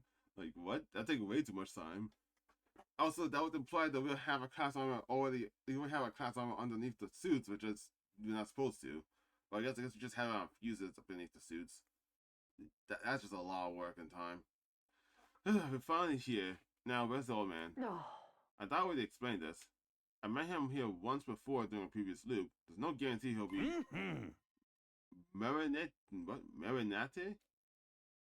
We both spun around and standing there was... Fucking, who is this guy then? Ah, my apologies. I meant you are late. It's my age. My memory isn't what it used to be. That doesn't seem like the kind of mistake you can just chalk up to forgetfulness. Marinating is actually the process of soaking foods to soften them up. I could tell you a wonderful recipe for ginger marinated squash. I was about to ask him to get to the point, but Hiyoko beat me to the punch. Sir, I believe you're familiar with the curse cycle. You mentioned it to me before. Well, it hasn't really before from your perspective. The point is, I've heard you mention that phrase. Ah, yes. Its stats look good. But once you equip it, you can't take it off. What are you talking about? That's cursed equipment like you find in RPGs. This isn't a physical object we're talking about. It's fucking... the loop, yes? Huh? The time loop, that's what you young people call it, is it? So you do know about it. The cursed cycle is a legend passed down in this land since time immemorial. A legend?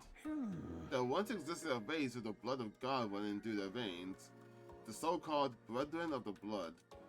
This was long, long ago, but who knows? There may still be some out there today.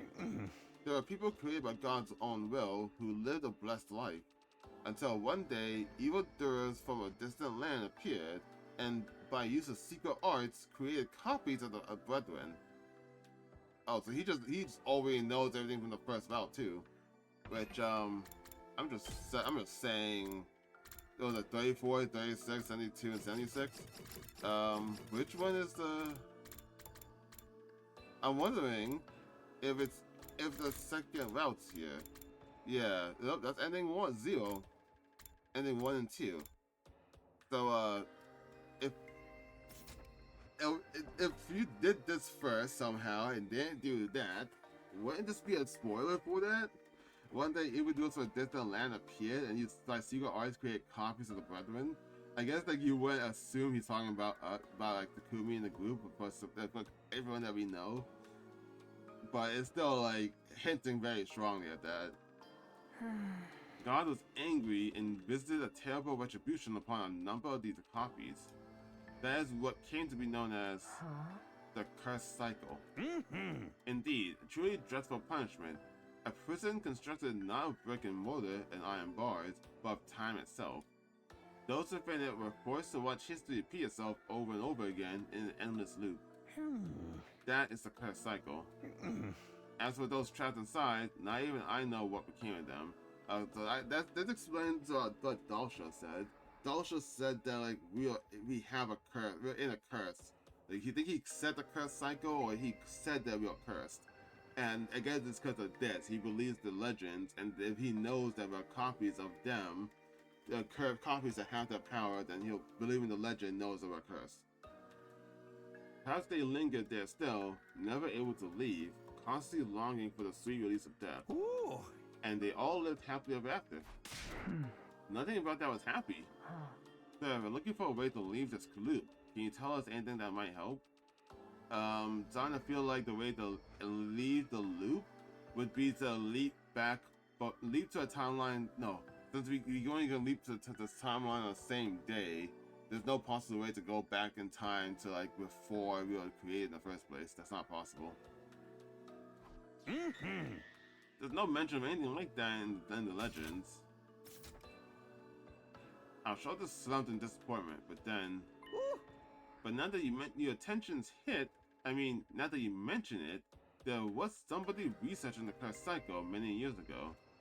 His name was Norio Inone. Now long dead, he was an impressed polymath in his time. He excelled in the study of both folklore and particle physics. I'm guessing this is the guy who made the leap machine. I've heard the Professor Inoue compiled the results of his research, his life's work, into a single volume. One of his goals with it was to prove the potential existence of the cursed cycle and examine its mechanics from a scientific perspective. What's this book called? Reflections of Imprecatory Metaphysics. Oh my god, I can't speak tonight. Reflections on Imprecatory Metaphysicosis. Metaphysicosis. Ooh. I know it all sounds very occult, but it's got no relation to cursed spirits or sorceries, in case you're wondering. But will it tell us how to get out of the loop? I never read it myself, so I can't say for sure, but there's a chance it could offer you some clues. Hyoka and I looked at each other and nodded. I must say, you two are dressed rather strangely. Have you maybe came from space? Well, in a way.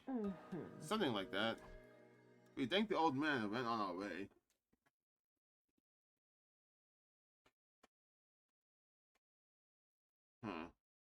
Did they ask him where he could possibly find the book?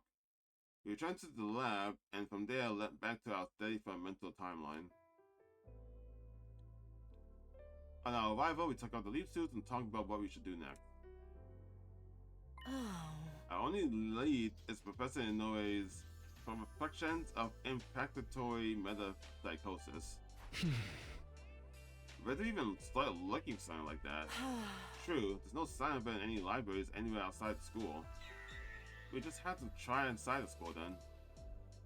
But how would you know that there's not outside the school? You don't remember every timeline, so you can't possibly know what every remaining book on the planet is. You walk back to the school and head for the library. Fucking, you're gonna tell me that you can't remember every event in a single war's history, or a single like timeline's history, but you can remember the title of every book on the planet? Like, fuck off. Hiko and I spent the rest of the day and most of the night searching the library's different indexing lists. It's no good. There's no sign that book ever having been here.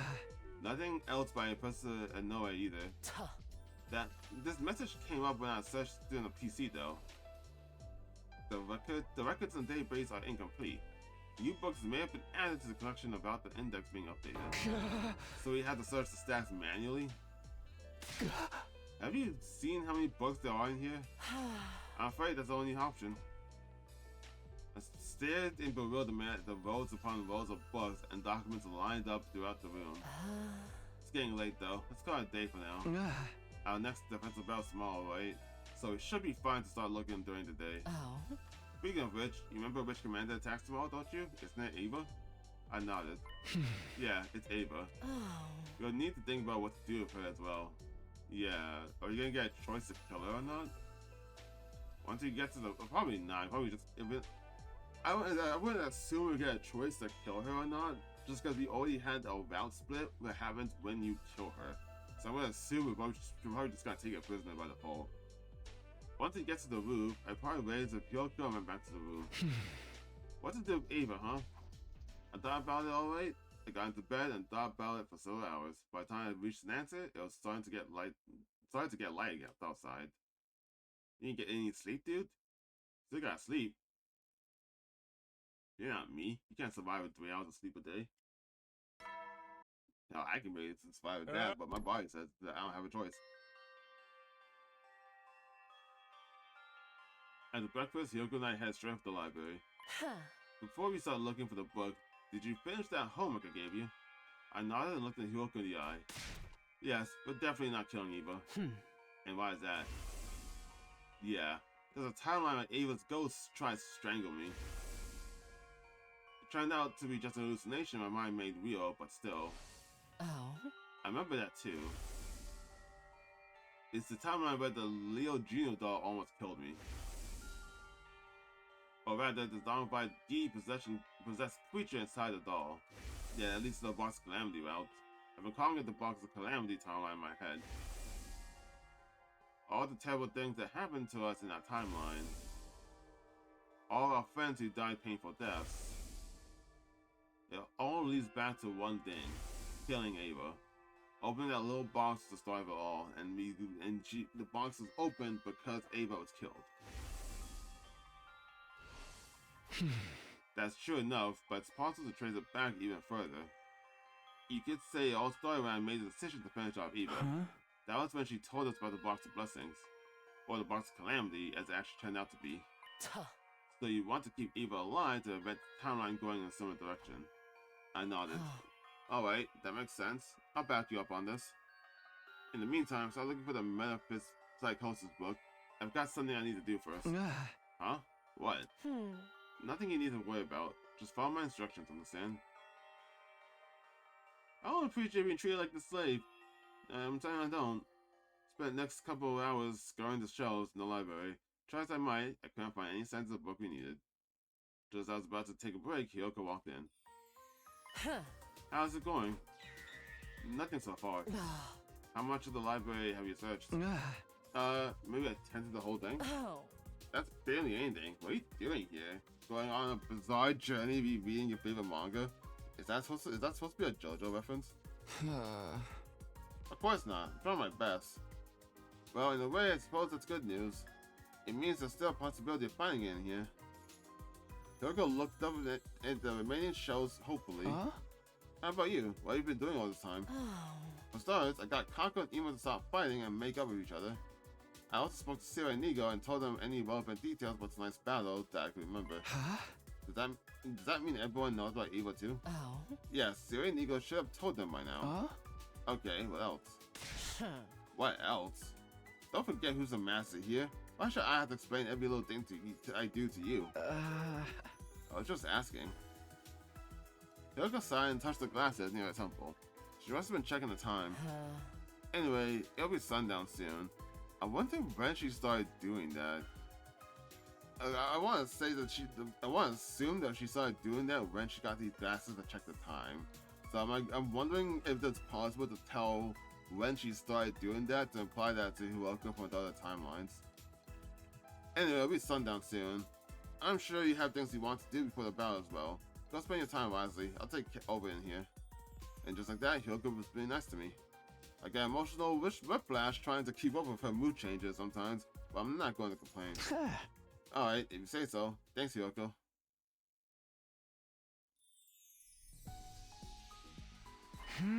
Okay, what should I do now? What manga for? Oh, yeah, okay, hang on. Kyoshka, I guess. So I can actually see what else you actually like. Come comes Tatsumi to go to hunt awaits. Sure. Back when I lived with my grandpa in the mountains, he'd hunt every day. I could see it when I closed my eyes. My desperate battles with those creatures. I was thrown down a hill by a boar, snatched by a golden eagle, and flown through the skies. What are you referencing here? Buttered by a salamander and nearly drowned by a river trout that pulled me into the river. Every day was a fight for survival. Overcoming those unrelenting days is how I came to stand before you now, proud and tall as a fine swordswoman. Hunting to train the mind and body. So that's why you need to come hunting with me, Takumi. I don't believe you actually went through any of that. That's a reference to some anime or some manga, and I just don't know what it is. Immediately after the nighttime announcement, the alarm sounded. Intruder.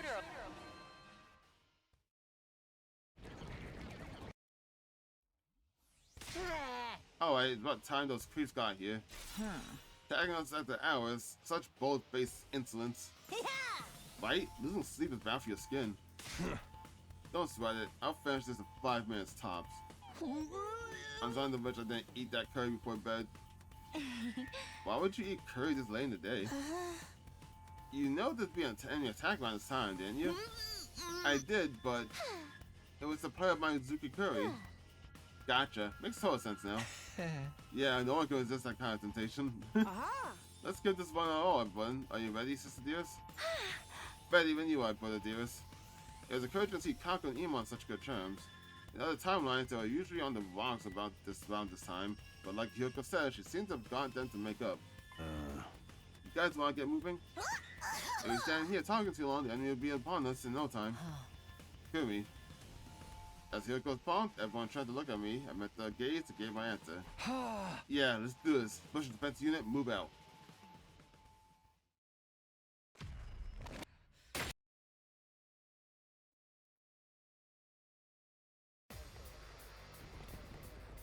You know, I probably should have watched that scene with the transformation.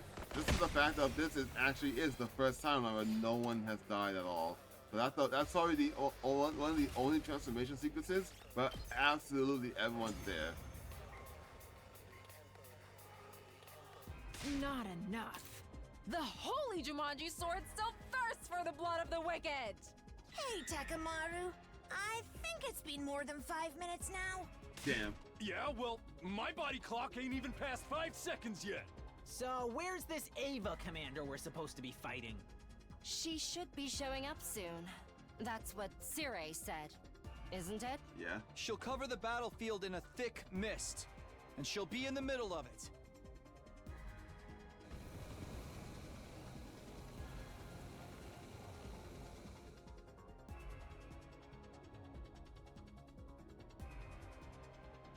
Is this that mist we were warned about? It's kind of messing with my balance. Feels like I'm gonna spew a whole bunch of carrots and sweet potatoes. Ugh, Siri was right. Fighting with this stuff everywhere won't be easy. Ima, Kako, this is where you two come in. That's always how we won this battle in other timelines. Your skills complement each other perfectly. If you can work together. Say no more! My dear brother and I just have to... Show everyone how strong our sibling love really is! What did Hyoko do to you two? The twins smiled at each other and nodded. Right. Go for it!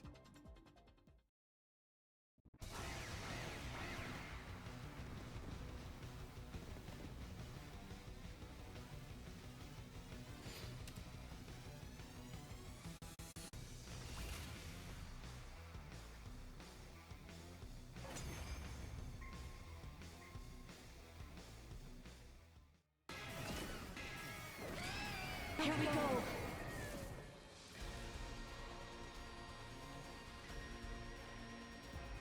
All right! The mist's gone! I can see everything! Look, over there! Is that... Yes, that's the commander we'll be facing this time. That's Ava! Enough yapping! Just hurry up and take her down! You can do it, everybody! Special Defense Unit! Rah, rah, rah!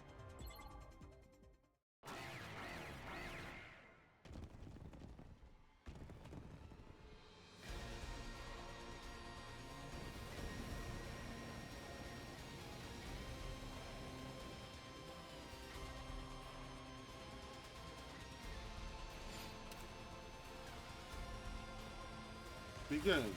You win.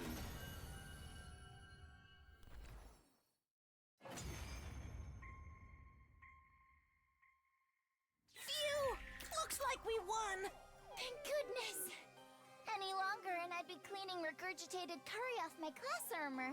What are we to do with our fallen foe? Everyone trying to look at Eva. Please, don't kill me. My name is... Ava, the paragon of nature, right? We know that already. What? How? We've got sources of our own. I see. Well, at any rate, I beg of you, please, spare my life. Everyone brought a hand to a mask and took it off. And swift, smooth movement took it off. The boys all let out a gasp, possibly as a response to that. Moko was the first to speak. I say we kill her. Why are you the one asking that now? You never moved to killing her. Hello? Were you jealous? What? I agree. What the fuck? Are the women just jealous? What's happening? Yeah, let's rip out her entrails. Okay, that's normal. Now you mention it. My neck's been feeling awfully cold lately. You want to wear intestines as a scarf? Sorry, but I'm with them. She has to die. What the fuck is happening? Why, besides the Rumi, why is all of the things doing the Rumi and Karawa that moved to want to kill her? Why are you all down to killing her? Tsubasa, why are you fine of killing her? You've never been fine of killing her. You too, Tsubasa? What's happening? I hate to say this, but I think so too. I'm so confused. I'm so lost. What's going on here? Even you, Nozomi? What the fuck? If we let her live, you can bet it'll mean trouble later down the line. That's Takumo is normal, but why like all the gores that usually wanted to live in every timeline want her dead now? No matter how nice she may look, she's still our enemy. Shoma? Kinda sucks, but that's just how it's gotta be. Well said. Yeah, you're right. What is going? Yeah, what is going on? They all want to kill her. What the fuck? Is it because they heard something different from Sire? What's happening? I'm sorry, Takumi. It looks like we'll have to finish her off after Huh? all. What? Huh? No. What? Please, no! Don't kill me! Let me live. I beg of you. Please don't kill me! Please don't kill me! Please, don't kill me. What's going on? But then... Everybody ready? 1, 2... Oh, you're punking me. You're joking. You're punking me here. Just kidding! I hate you all. I hate every one of you. For a moment, it really felt like time had stopped. I think my heart did too. I tried to speak, but couldn't. Only managed to croak out a single confused syllable. Huh? I hate every single one of you. I was so confused. Oh my god, why? What? Yeah, what? Why? Yeah, he totally fell for it. You've been dynamite, bruh. It's been so long since I've heard that. Motherfucker. They got me too. Today is your birthday, right? What? We all wanted to give you a surprise, so we all got together and decided to trick you. Guys, it's not my birthday. And even if it was, this isn't the kind of surprise anyone would want. For real. Ah, don't sweat the small stuff, man. Anyway, I'm glad we got this chance to shake you up a little. You are? Why? Lately, it feels like you've been keeping your distance from the rest of us. We thought a communal event like this would help boost our affinity level with you. Nope, I got no idea what that's supposed to mean. It was Miss Shizuhara who gave us the idea. She knew you wouldn't want to kill Ava if you had the choice. I looked at Hiroko. She smirked back at me, a self-satisfied look on her face. Why are you messing with me like this, Gore? Then I looked back at Ava, and she was taking the news well. Oh, thank you. Thank you so much. She was still crying and stammering, but now it was a form of relief more than fear. Fuck, why are you messing with me like this? God, he hated that. You fucks, I'm still mad. After the battle, Ava was officially taken prisoner and detained in the courtyard. She obviously had no way of knowing how Ato had escaped those cages, so there wouldn't be any problem with keeping her in one. It was late, so we didn't have any kind of post-battle celebration. Everyone seemed pretty happy though, both about victory and how successfully they pranked me. They all went back to their rooms with smiles on their faces. That's just left me and Hiroko. She was still smiling the same infuriating smile. I can tell you're dying to ask, so I won't beat around the bush. This whole thing was my idea, just like Iman Kako said. I generally did agree with you that we should spare Eva, so I took the opportunity to convince everyone of that, while also setting up the surprise. Was Siri and Nigo on this too? Of course, at first they were opposed to letting her live, but then I gave them some tips on how to improve their dominant cognitive reconstruction therapy. With this new and improved version, the brainwashing won't come undone, provided she isn't subjected to any powerful shocks. Eva will remain our loyal ally right up to day 100. Once they heard that, they agreed to it readily enough. Why did you do that? Do what? Why did you set up this cool surprise in the first place? You really haven't realized, have you? You're so cute when you're facing a situation that looks absolutely hopeless. Your face gets all tense and you go as white as a sheet, and you practically drench yourself in cold sweat. You look like a peeled banana that's been sitting out in the sun. Why did I do this? It's really nothing special. I just wanted to see that look on your face. Well, good night. With that last remark, Kyoko walked away. I was left standing there and he had a sigh so heavy it could have been made of solid lead. Jeez.